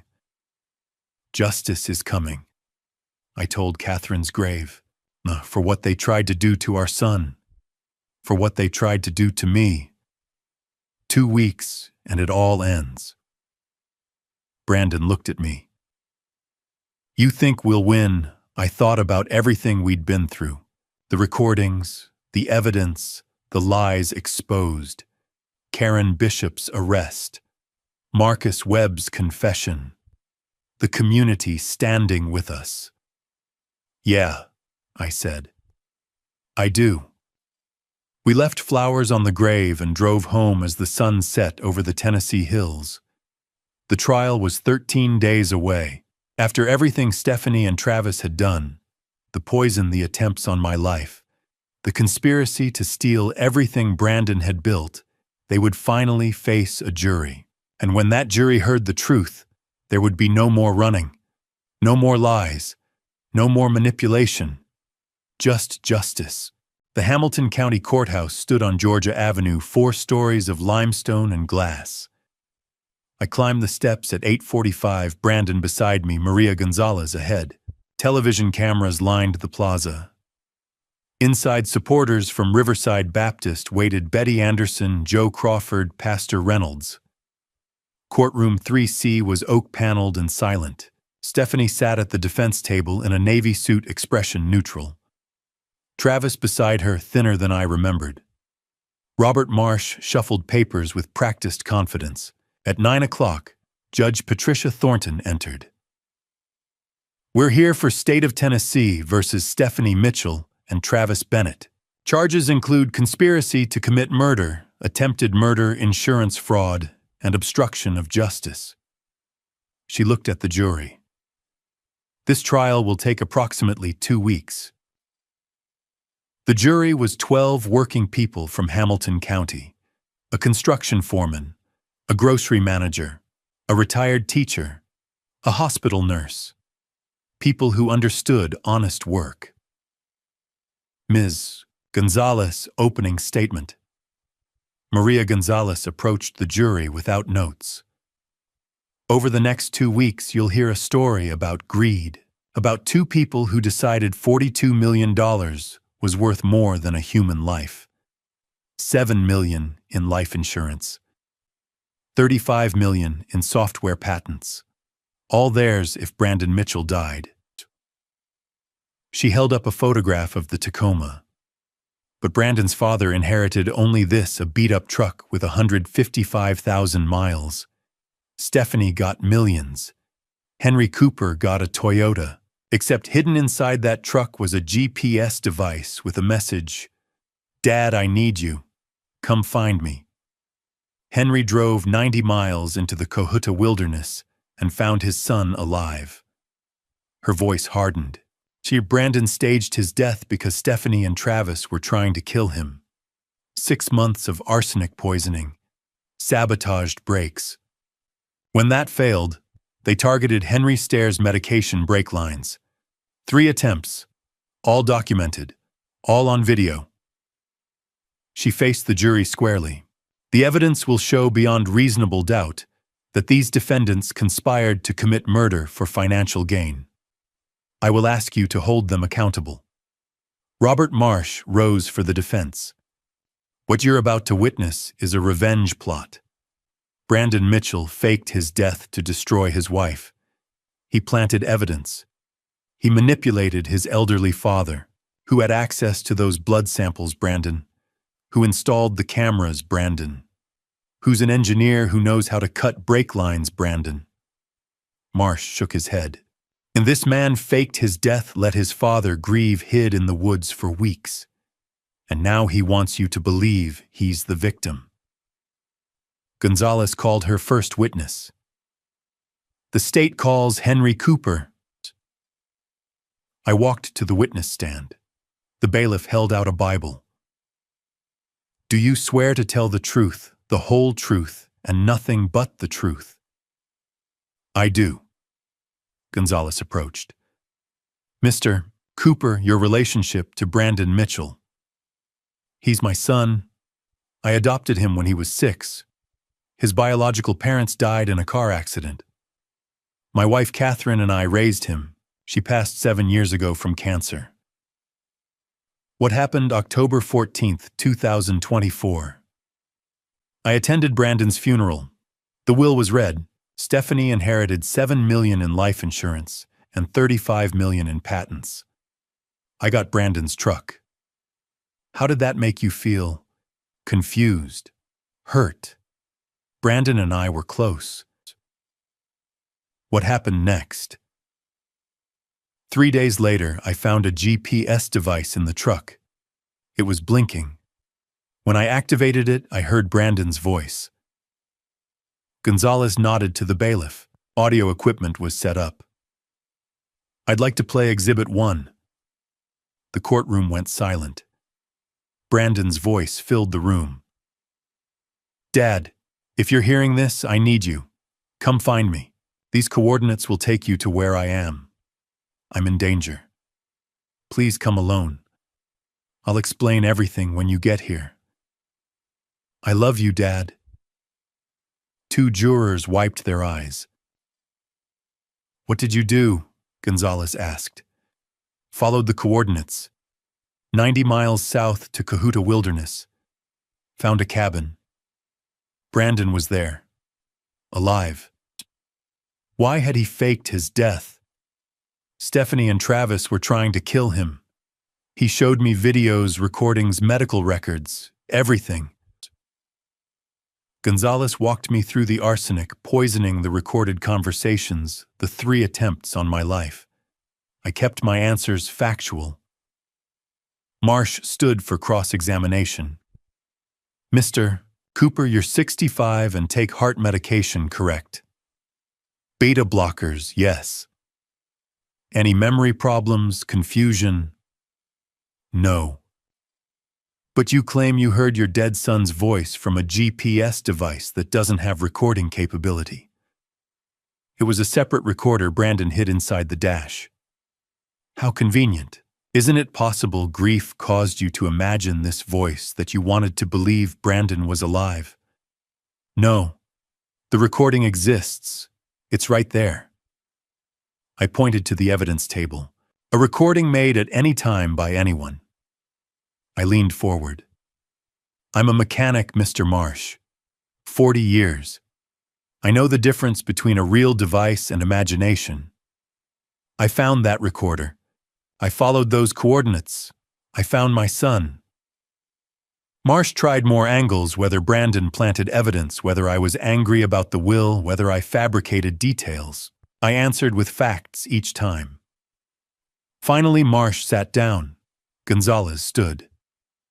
Your Honor, I'd like to enter Exhibits 1 through 15, the GPS device, cabin photographs, hidden camera videos showing Stephanie poisoning Brandon's coffee and Travis cutting brake lines, medical records showing arsenic levels 26 times normal. Any objection? Judge Thornton asked Marsh. No, Your Honor. Exhibits admitted. The bailiff placed each item on the evidence table. The GPS device, blood test results, photos of the cabin, USB drives with surveillance footage, physical proof, undeniable. Judge Thornton checked her watch. Lunch recess, court resumes at 1:30. As the jury filed out, I caught Stephanie's eye. She looked away, but not before I saw the fear. The evidence was real. The jury knew it. This afternoon, Brandon would take the stand and tell them everything. At 1:30, Judge Thornton called court back into session. I sat in the front row, hands gripped together. Ms. Gonzalez, call your next witness. The state calls Brandon Mitchell. Brandon walked to the witness stand in a gray suit. As he passed the defense table, Stephanie's expression tightened. The bailiff administered the oath. Gonzalez approached. Mr. Mitchell, your profession. Software engineer. I develop automation systems for manufacturing plants. I hold 17 patents in industrial robotics. What are those patents worth? Approximately $35 million. A juror in the back row raised his eyebrows. You're married to Stephanie Mitchell? Yes, 8 years. When did you first suspect your wife was trying to harm you? February last year. I started feeling sick constantly, exhausted, hair falling out. By April, I could barely function. My doctor ran basic tests but found nothing wrong. In July, I requested a heavy metals screening. What did it show? Arsenic, 0.8 milligrams per liter. Normal is 0.03. I had 26 times the safe level. Gonzalez displayed the medical report. The numbers were stark. What did you do? Started documenting everything. Installed hidden cameras, kitchen, bedroom, garage. Reviewed months of home security footage. What did you find? Brandon's jaw tightened. My wife poisoning me. Every morning for 6 months. She'd wait until I was in the shower, then add white powder to my coffee. 47 separate incidents on video. Your Honor, Exhibit 16. The lights dimmed. The screen showed our kitchen. February 14th, 7:18 a.m. Stephanie in a bathrobe moving quickly. She pulled a Ziploc bag from her purse, glanced toward the hallway, tapped white powder into Brandon's coffee mug, stirred it, replaced the bag, and left. 40 seconds. Clinical. Deliberate. The courtroom was silent. Gonzalez played 3 more clips. March 9th, April 22nd, June 3rd. Same routine. Same cold efficiency. One juror covered her mouth. Did you confront her? No. I was terrified. If she knew I had evidence, I thought she'd escalate. Kill me faster. What else did you discover? That she wasn't working alone. Another video appeared. October 12th, 1:53 a.m. Our garage. Travis Bennett entering with bolt cutters. He knelt beside the Tacoma and cut the brake line. Clean cut. Professional. Then left. Travis's face was clear under the garage light. 3 days before your supposed death, Gonzalez said. Yes, they were accelerating the timeline. Why didn't you go to the police? I tried. Called the non-emergency line. They said to file a report and get a restraining order, but that wouldn't stop her. I needed ironclad proof, so I faked my death with help from Jake Morrison, a fire department friend. Staged a car crash with a mannequin containing my DNA, made it look like the truck burned, then went to a cabin in Cahuta Wilderness. Why involve your father? Brandon's voice broke slightly. Because once I disappeared, they'd come after him next. Dad was the only person standing between them and my estate. I knew they'd try to kill him. I had to warn him, protect him, document their attempts, so I hid a GPS recorder in the Tacoma and left it to him. What happened after your death was announced. Exactly what I predicted. 3 attempts on his life. Stairs. Poisoned medication. Cut brake lines. I had surveillance on his house.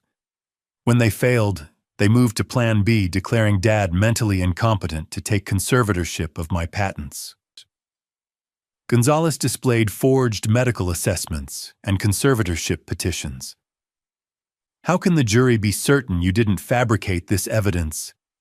I can't fake arsenic in my blood. I can't fake time-stamped security footage from cameras installed months before. I can't fake Marcus Webb's signed confession. The evidence exists independent of me. No further questions. Robert Marsh stood for cross-examination. Mr. Mitchell, you're an engineer. You understand surveillance systems, camera placement. Yes. You installed those cameras yourself without your wife's knowledge. Yes. Tennessee is one-party consent. I consented to recording in my own home. You created evidence in secret, faked your death, manipulated your father, and expect this jury to believe you're the victim. Brandon stayed level. I expect the jury to look at medical records, hair samples showing long-term arsenic exposure, blood tests, video with metadata, Travis's face on camera cutting brake lines, Stephanie's jail calls coaching perjury. None of that is manipulation. It's documentation. You claim your wife tried to kill you, but you're alive. Where's the attempted murder? I survived because I discovered the plot and went into hiding. If I'd stayed, I'd be dead. Or maybe you poisoned yourself to create evidence. Why would I poison myself with arsenic? 6 months of vomiting, hair loss, organ damage. Look at the medical records. Those injuries are real. Marsh held up a document. You filed for divorce last year. March 2023. Yes, I withdrew it 2 weeks later. I thought we could work it out. Or you wanted to build a case against her. I loved her. Discovering she was poisoning me destroyed that. But I didn't create this situation. She did. The evidence proves it. Marsh tried more angles, questioning mental state, suggesting paranoia, implying fabrication. Brandon answered calmly, referring to evidence each time. Finally, Marsh sat down. Judge Thornton checked the clock.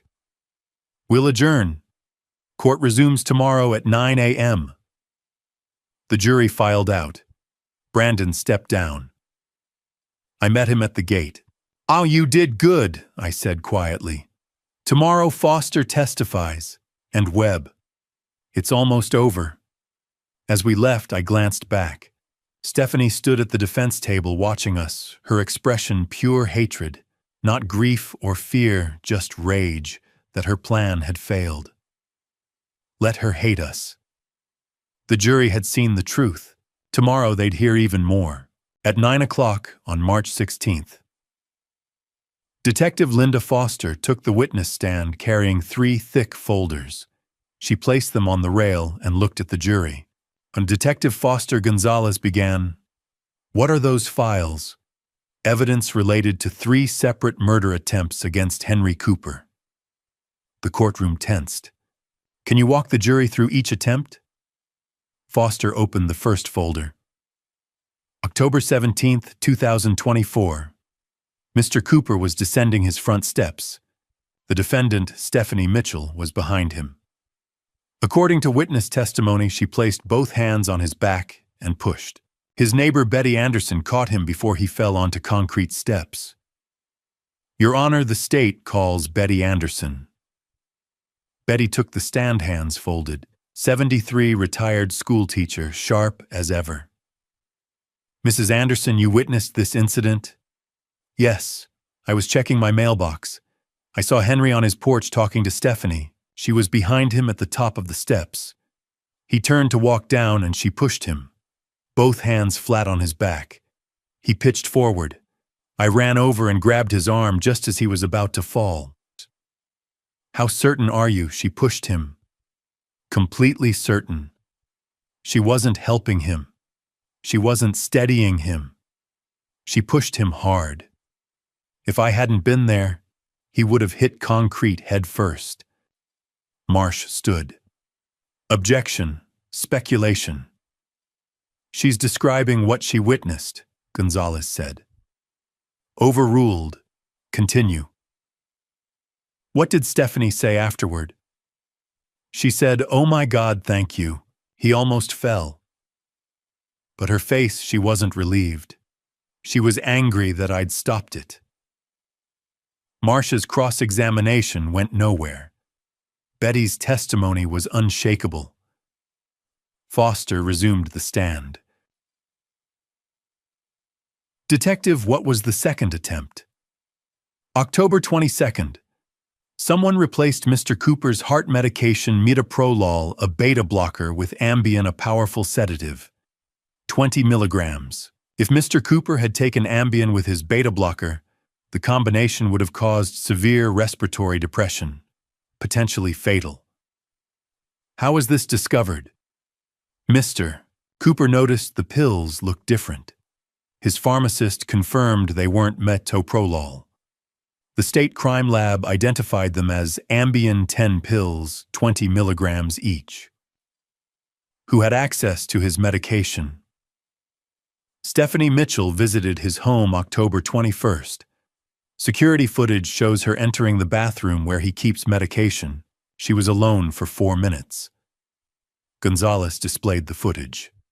Stephanie entering Henry's bathroom, closing the door. Emerging minutes later, purse held close. The third attempt. October 24th. Someone cut the brake line on Mr. Cooper's Tacoma. Clean, professional cut. Deliberately severed the hydraulic line so brakes would fail gradually during use. Your Honor, the state calls Joe Crawford. Joe took the stand work shirt with his garage logo hands rough from decades of mechanic work.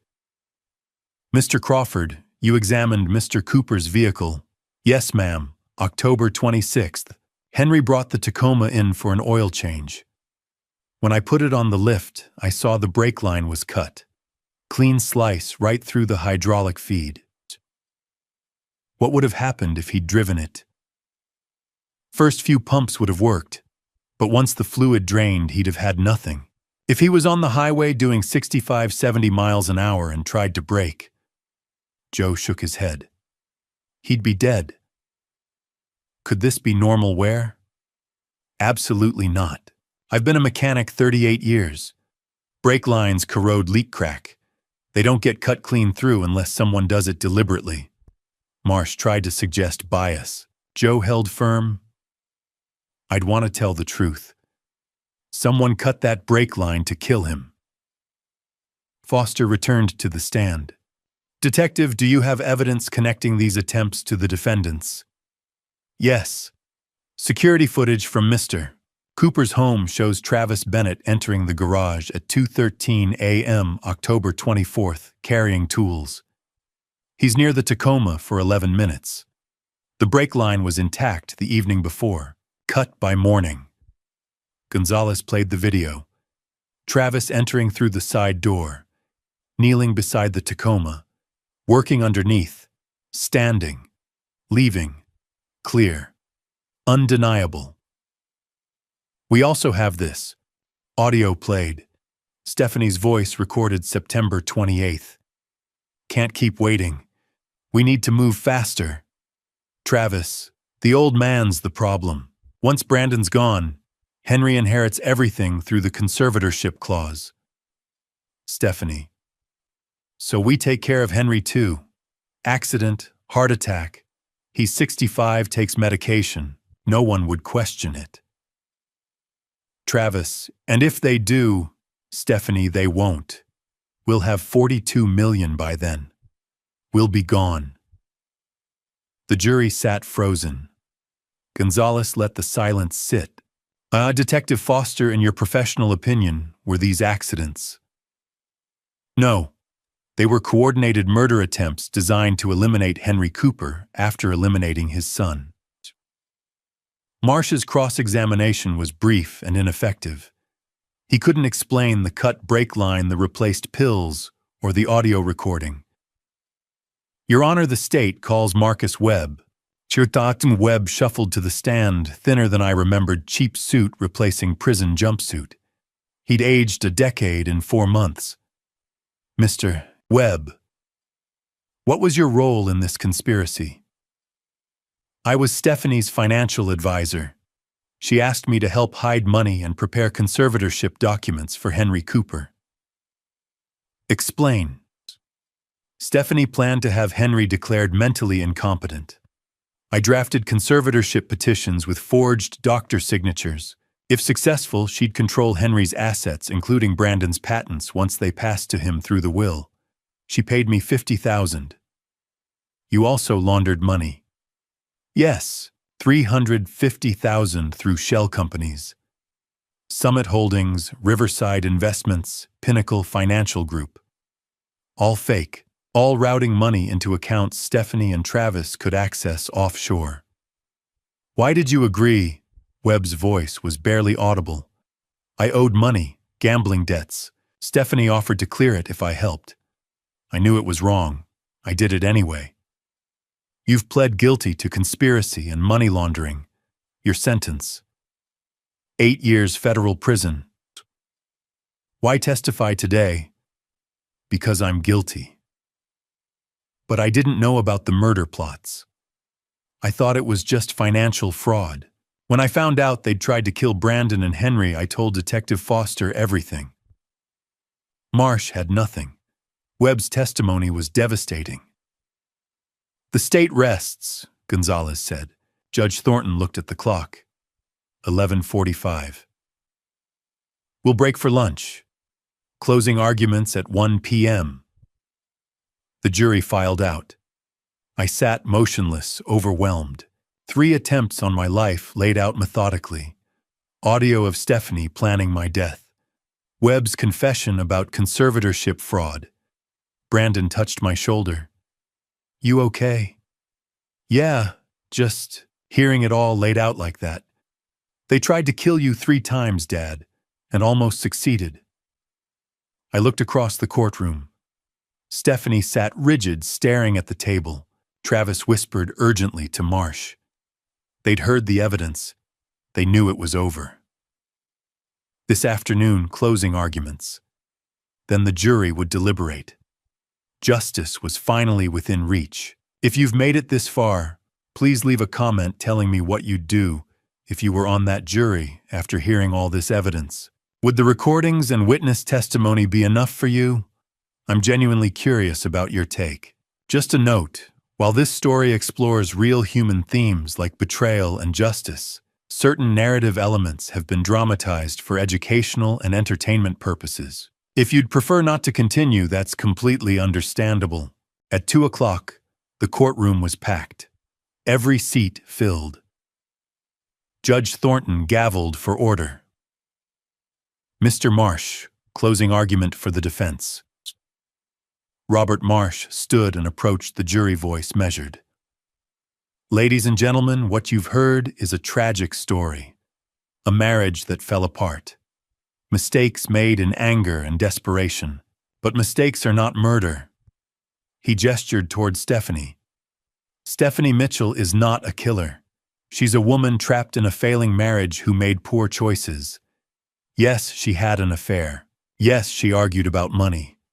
But that doesn't make you a murderer. Marsh picked up a document. The prosecution wants you to believe Stephanie poisoned her husband for 6 months. But where's the proof she bought arsenic? Where's the receipt? They have videos showing powder going into coffee, but they never tested that powder. For all we know, it was sugar. A juror frowned. And these so-called murder attempts against Henry Cooper, an elderly man stumbles on stairs, his neighbor interprets it as a push. Pills get mixed up, accidents happen. A brake line gets cut, but who's to say Brandon didn't cut it himself to frame his wife? Marsh's voice grew stronger. Brandon Mitchell is a software engineer, an expert in technology. He installed cameras without his wife's knowledge. He faked his own death. He manipulated his father. And now he wants you to convict his wife based on evidence he created and controlled. He faced the jury squarely. The prosecution hasn't proven murder. They've proven a bitter divorce turned into revenge. Don't let Brandon Mitchell use this courtroom to destroy his wife. Find Stephanie Mitchell not guilty. Marsh sat down. Judge Thornton nodded. Ms. Gonzalez. Maria Gonzalez stood. She remained at her table and let the silence sit. Then she spoke. $42 million. She let the number hang. That's what this case is about. Not a failing marriage, not mistakes. $42 million. $7 million in life insurance. $35 million in patents. Money that Stephanie Mitchell and Travis Bennett wanted badly enough to kill for. Gonzalez walked along the jury box. Mr. Marsh wants you to believe arsenic poisoning was sugar in coffee. That 3 attempts on Henry Cooper's life were accidents. That recorded conversations planning murder were just venting frustration. She stopped. Let's talk about evidence. Medical records showing arsenic levels 26 times normal in Brandon Mitchell's blood. Not sugar. Arsenic. A poison causing organ failure and death. Hair samples proving 6 months of exposure. You can't fake that. Gonzalez pointed to the evidence table. Video footage with timestamps showing Stephanie Mitchell adding white powder to her husband's coffee 47 separate times. Not once. 47 times over 6 months. That's not an accident. That's systematic poisoning. She picked up a photograph. Betty Anderson watched Stephanie push Henry Cooper toward concrete steps. Joe Crawford examined brake lines cut with professional precision. Detective Foster documented pills replaced with fatal combinations. These aren't misunderstandings. These are murder attempts. Her voice hardened. And the recording. September 28th. Stephanie and Travis discussing how to kill Henry Cooper. We take care of Henry too. Accident, heart attack, no one would question it. Those are Stephanie's words, her voice, her plan. Gonzalez picked up another photograph. The old Tacoma. Brandon Mitchell left his father this truck. Stephanie called it trash. She got millions. Henry got a vehicle she thought worthless. But that truck saved 2 lives. Hidden inside was a message that exposed 6 months of poisoning, 3 murder attempts, and a conspiracy to steal $42 million. She faced the jury directly. Mr. Marsh says mistakes aren't murder. He's right. But this wasn't a mistake. This was calculated, deliberate, systematic, attempted murder driven by pure greed. Stephanie Mitchell and Travis Bennett tried to kill Brandon Mitchell. When that failed, they tried to kill Henry Cooper 3 separate times for $42 million. Gonzalez's voice dropped. The defense has no explanation for the arsenic, no explanation for the cut brake lines, no explanation for the pills, no explanation for the recorded conversation planning Henry's death. Because there is no innocent explanation. There's only the truth: these defendants are guilty. She looked at each juror. The evidence is overwhelming. The facts are undeniable. I ask you to hold them accountable. Find them guilty on all counts. Gonzalez sat down. Judge Thornton addressed the jury. You've heard all evidence and arguments. You'll now deliberate. The verdict must be unanimous. At 3:15, the jury filed out. Brandon and I sat in the hallway. Gonzalez reviewed notes. Reporters hovered nearby. How long? Brandon asked. Could be hours. Could be days. It was 4 hours. At 6:52 p.m. the bailiff emerged. We have a verdict. The courtroom filled quickly. Judge Thornton took the bench. The jury filed in. Has the jury reached a verdict? The foreman stood, a construction worker, middle-aged. We have, Your Honor. What say you? In the matter of State versus Stephanie Mitchell, on the charge of conspiracy to commit murder, we find the defendant guilty. Stephanie's face went white. On the charge of attempted murder of Brandon Mitchell, guilty. On the charge of attempted murder of Henry Cooper, guilty. On the charges of insurance fraud and obstruction of justice, guilty. The foreman turned to the second page. In the matter of State versus Travis Bennett, on all charges, we find the defendant guilty. The courtroom erupted. Judge Thornton gavelled for order. Stephanie sat frozen. Travis dropped his head into his hands. Marsh whispered urgently, but they didn't respond. Judge Thornton addressed them. Stephanie Mitchell, Travis Bennett, you have been found guilty on all counts. I've presided over this bench for 40 years. Rarely have I seen such calculated, cold-blooded malice. You didn't just try to kill one man. You tried to kill 2, a father and son, for money. Her voice was ice. Sentencing is set for March 30th. Until then, you remain in custody without bail. Court is adjourned. The gavel came down. Brandon and I stood slowly. Behind us, Betty Anderson was crying. Joe Crawford clapped my shoulder. Pastor Reynolds said a quiet prayer. I looked across the courtroom.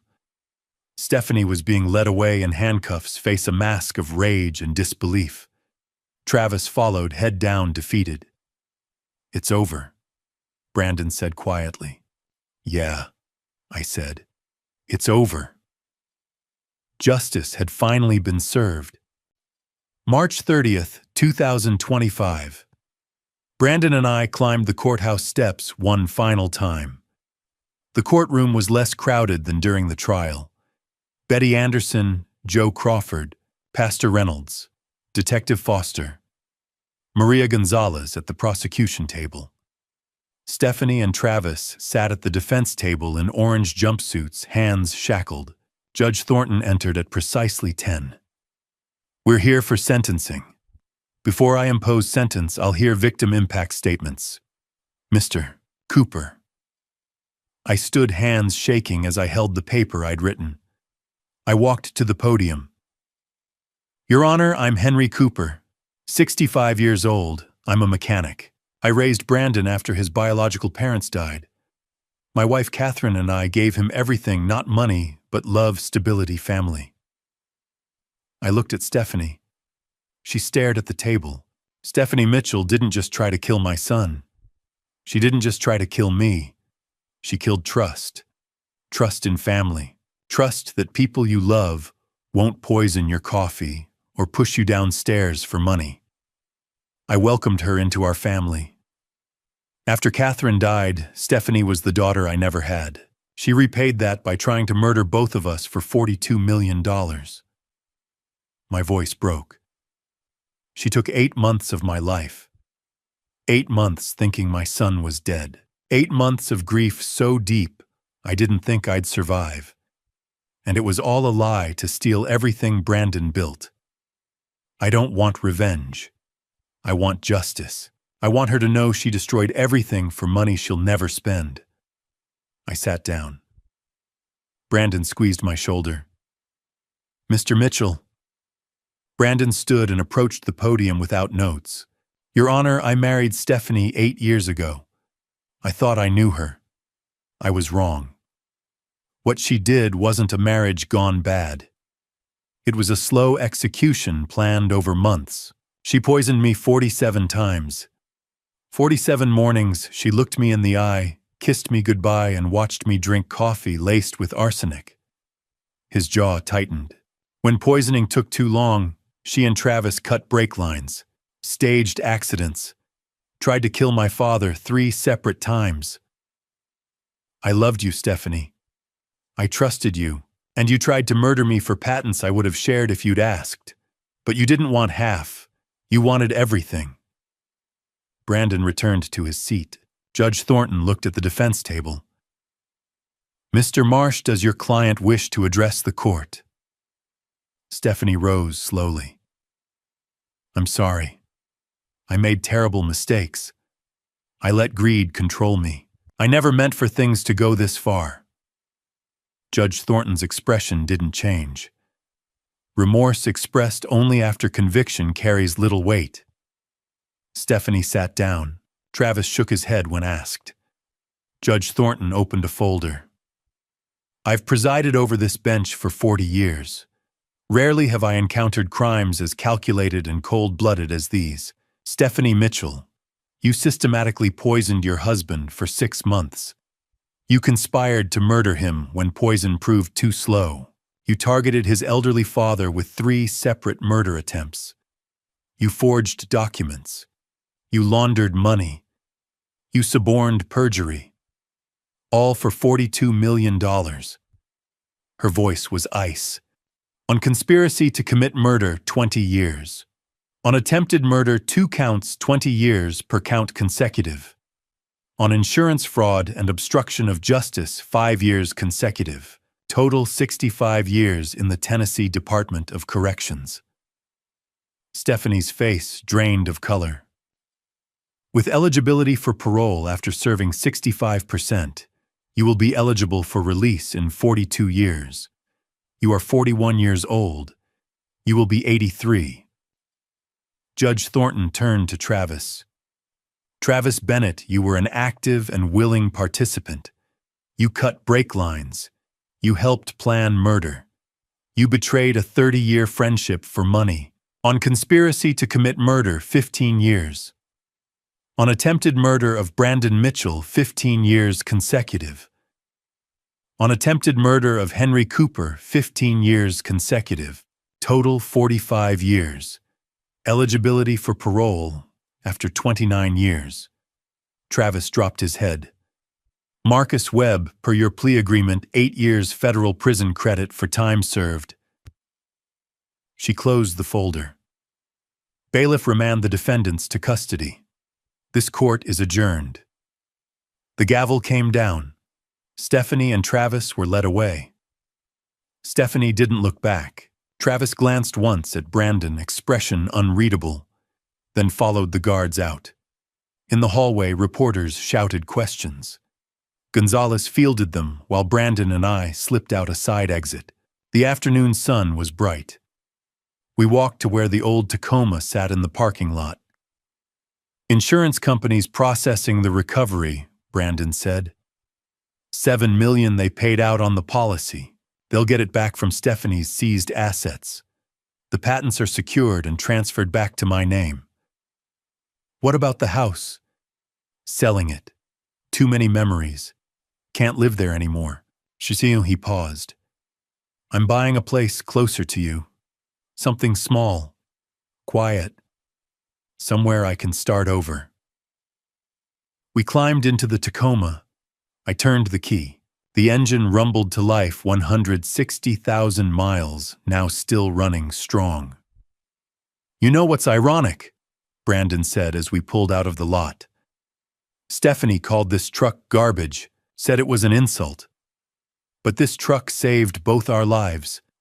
It carried the message that brought us back together. It exposed their brake line sabotage. It became evidence in a murder trial. Sometimes the things people throw away are exactly what we need, I said. As we drove toward home, I glanced in the rearview mirror. The courthouse stood solid and unmoved behind us, a monument to justice finally served. It's over, son, I said.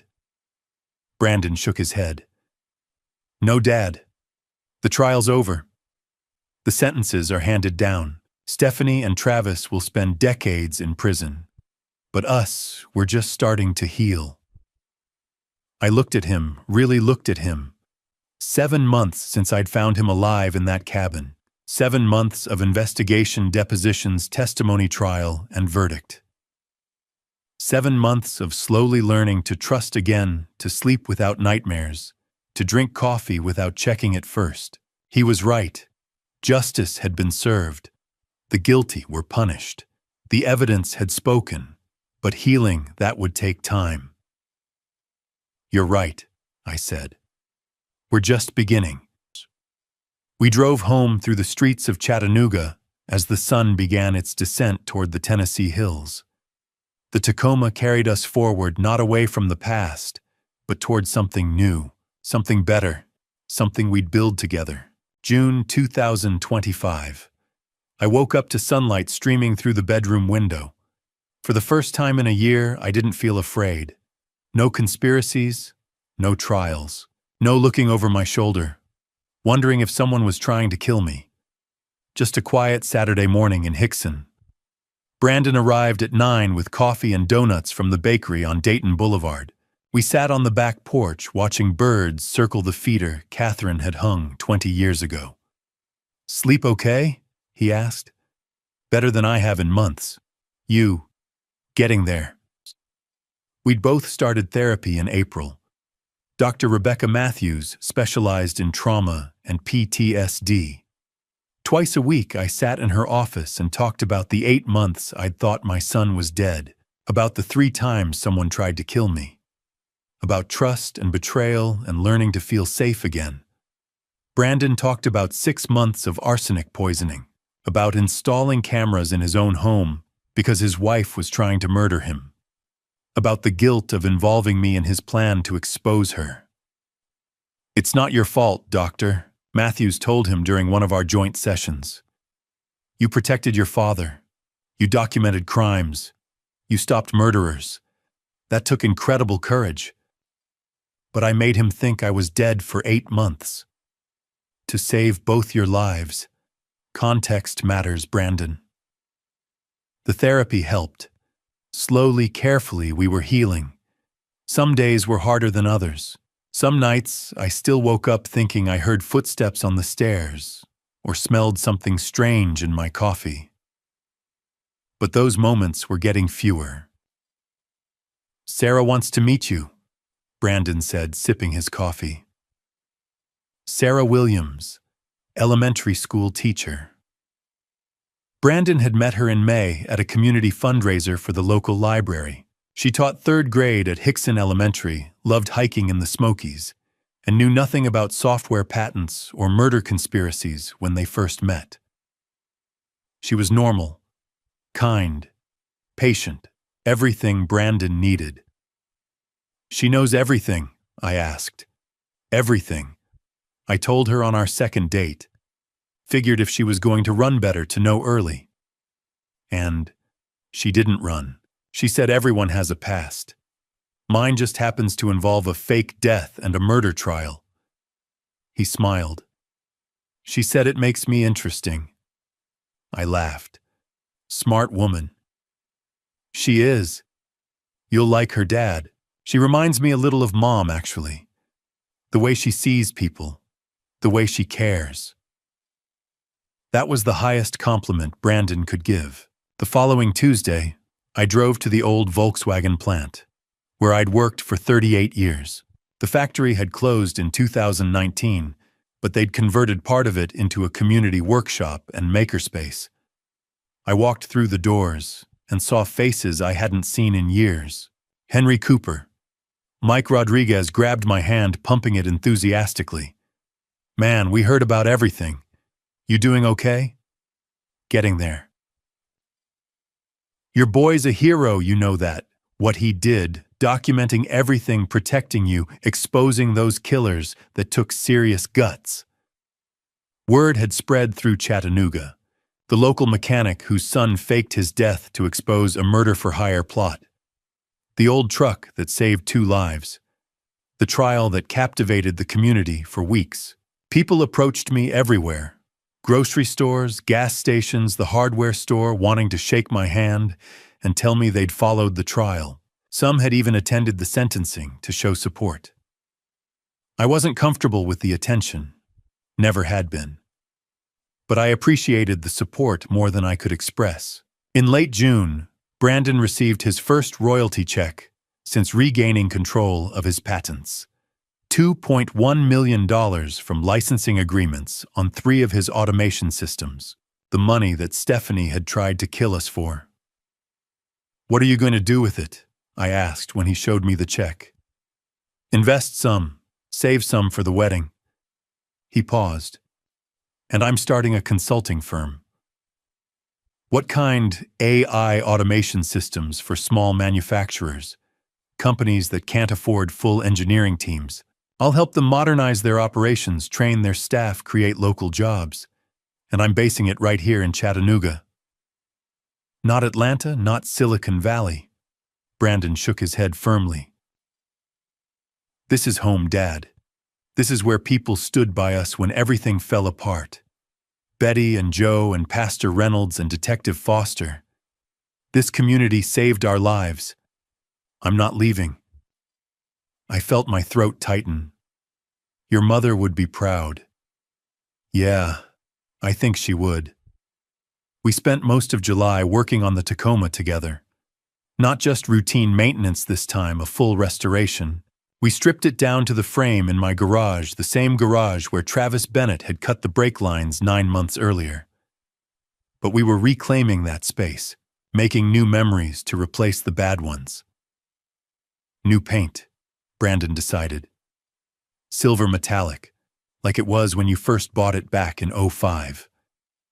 We rebuilt the engine completely, replaced the transmission, installed new brake lines properly, professionally, safely, upgraded the interior with new seats. Brandon even installed a modern sound system with Bluetooth capability.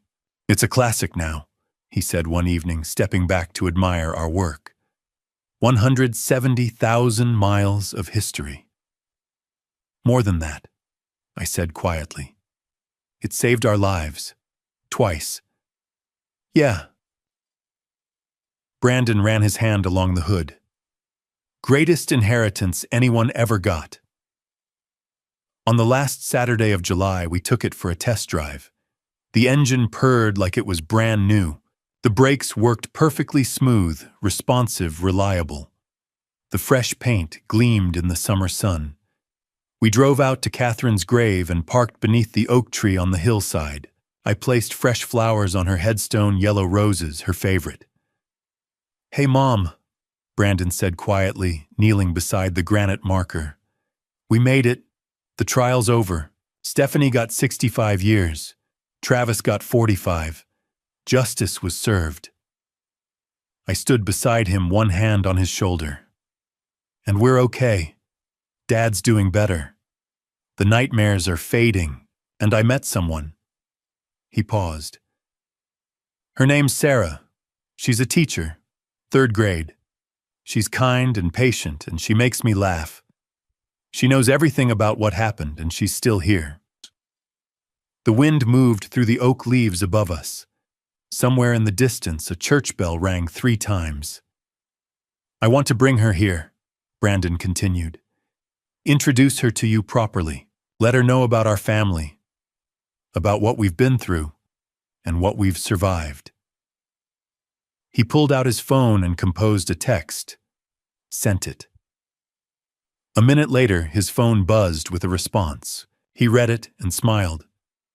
She said yes, tomorrow morning, 10 o'clock. "I'll be here," I said. "I know you will." Brandon stood and brushed grass from his knees. "There's someone I want Mom to meet." We climbed back into the Tacoma. As we drove home through the winding roads of Hamilton County, Brandon glanced over at me. "Hey, we're going to be okay, aren't we, Dad?" I looked at him, my son who'd survived poisoning and betrayal and had somehow come out the other side stronger. Who'd found love again, who was building a future instead of hiding from the past. "Yeah," I said. "We're going to be just fine." The Tacoma carried us home through the Tennessee Hills engine, strong and steady every mile, a reminder of what we'd survived and what we'd built together. The past was behind us. The future was just beginning. July 4th, 2025. Independence Day. The restored Tacoma gleamed in the morning sun, silver paint, catching the light like it had 20 years ago. Brandon pulled up at 9:30. Sarah sat in the passenger seat, nervous but smiling. I climbed into the back. "Ready?" Brandon asked. "Let's go." We drove to Forest Hills Cemetery, under a cloudless Tennessee sky. The radio played soft country music. Nobody spoke much. Some moments don't need words. We parked beneath the oak tree. Brandon helped Sarah out. They walked to Catherine's grave together. I hung back, giving them space. Brandon knelt and placed his hand on the headstone. "Hey, Mom, I'm back, like I promised." He looked at Sarah. "This is Sarah Williams. She teaches 3rd grade. She's kind, patient, and she makes me laugh. She knows everything about what happened, and she's still here." Sarah knelt beside him, tears already forming. "Mom, I need to ask your permission for something." He pulled out a small velvet box. Sarah's hands flew to her mouth. "Sarah Williams, I've spent the last year learning what really matters. Not money, not patents. What matters is finding someone who sees you at your worst and chooses to stay anyway." He opened the box. A simple diamond ring caught the sunlight. "Will you marry me?" Sarah was crying, nodding. "Yes. Yes, of course, yes." Brandon slipped the ring on her finger. They embraced, and I wiped my own eyes thinking about Catherine and how proud she would have been. "Thank you, Mom," Brandon whispered. "For everything." By noon, we were at Betty Anderson's house for a 4th of July BBQ. Her backyard was packed. Joe Crawford at the grill, Detective Foster, with her family, Pastor Reynolds, half the neighborhood. red, white, and blue decorations everywhere. Speech, Joe called when he saw us arrive. Brandon climbed onto Betty's porch, Sarah beside him holding up her ring. The crowd erupted in cheers. "Thank you all for coming," Brandon said.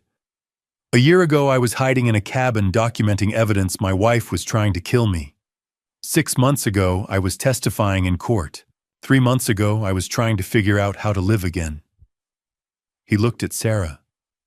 "And then I met someone who reminded me what normal means. Someone who didn't see a murder victim or millions in patents. She just saw me. And that changed everything." More cheers. Sarah was crying happy tears. "But I also want to announce something. My mom, Catherine Cooper, believed in education. So I'm establishing the Catherine Cooper Scholarship Fund. Full tuition assistance for underprivileged students pursuing STEM degrees at UTC and Chattanooga State. Initial endowment, $500,000. The money Stephanie tried to steal will now help kids who actually need it." The applause was deafening. Betty sobbed.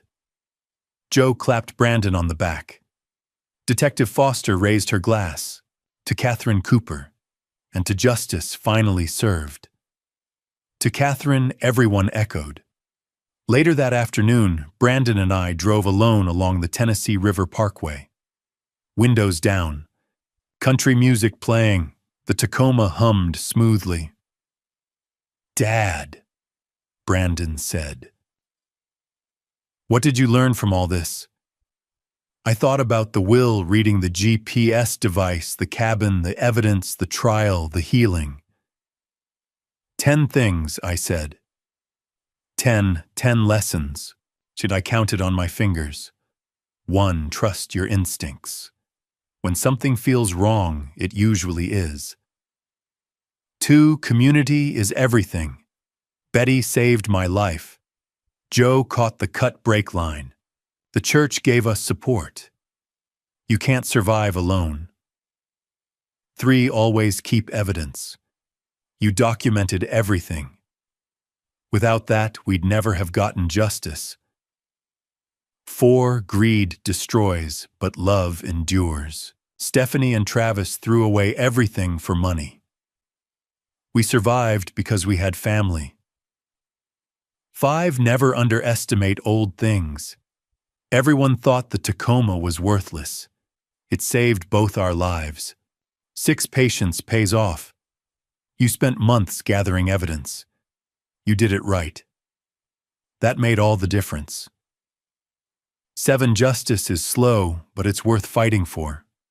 The trial took months. The healing is taking longer. But we got there. 8, forgiveness doesn't mean forgetting. I'll never forget what Stephanie did. But I'm not letting hate poison my life. 9, second chances are real. You got a second chance at life. Now you're getting one at love with Sarah. Don't waste it. 10. The greatest gift isn't always the most expensive one. Sometimes it's a beat-up truck that brings you home. Brandon was quiet for a long moment. Then he nodded. "Yeah, those are good lessons, Dad." We drove on the river, sparkling beside us, summer sun warm on our faces. For the first time in a year, I felt truly at peace. Not because the trial was over, not because Stephanie and Travis were in prison, but because I had my son back. Because we'd survived. Because we'd built something stronger than what they'd tried to destroy. As the sun began to set over the Tennessee hills, I thought about everything we'd been through. The lies, the poison, the attempts on our lives, the trial, the verdict, the healing. Justice is slow, sometimes painfully slow. It requires patience, evidence, and people willing to stand up and tell the truth. It requires community support and faith that the system will eventually work. But justice is worth fighting for. Always. Because at the end of the day, what matters most isn't money or patents or headlines. What matters is family, love, trust, The simple things that greed tries to steal but can never truly destroy. Sometimes the greatest gift you'll ever receive isn't a mansion or millions of dollars. Sometimes it's a 20-year-old truck with 170,000 miles that carries a message from your son and brings both of you home. Brandon glanced at the GPS display. Destination home, it read. He smiled. So did I. We were home. Finally. And we were together. That was all that mattered. Looking back at everything we endured, I want to share what I've learned, not as a victim, but as a survivor who almost lost everything to family betrayal. Grandpa stories like mine aren't supposed to end with murder plots and courtroom battles. But these are the grandpa stories that matter most about survival, not just success. Here's what I know. Trust your instincts, but verify everything.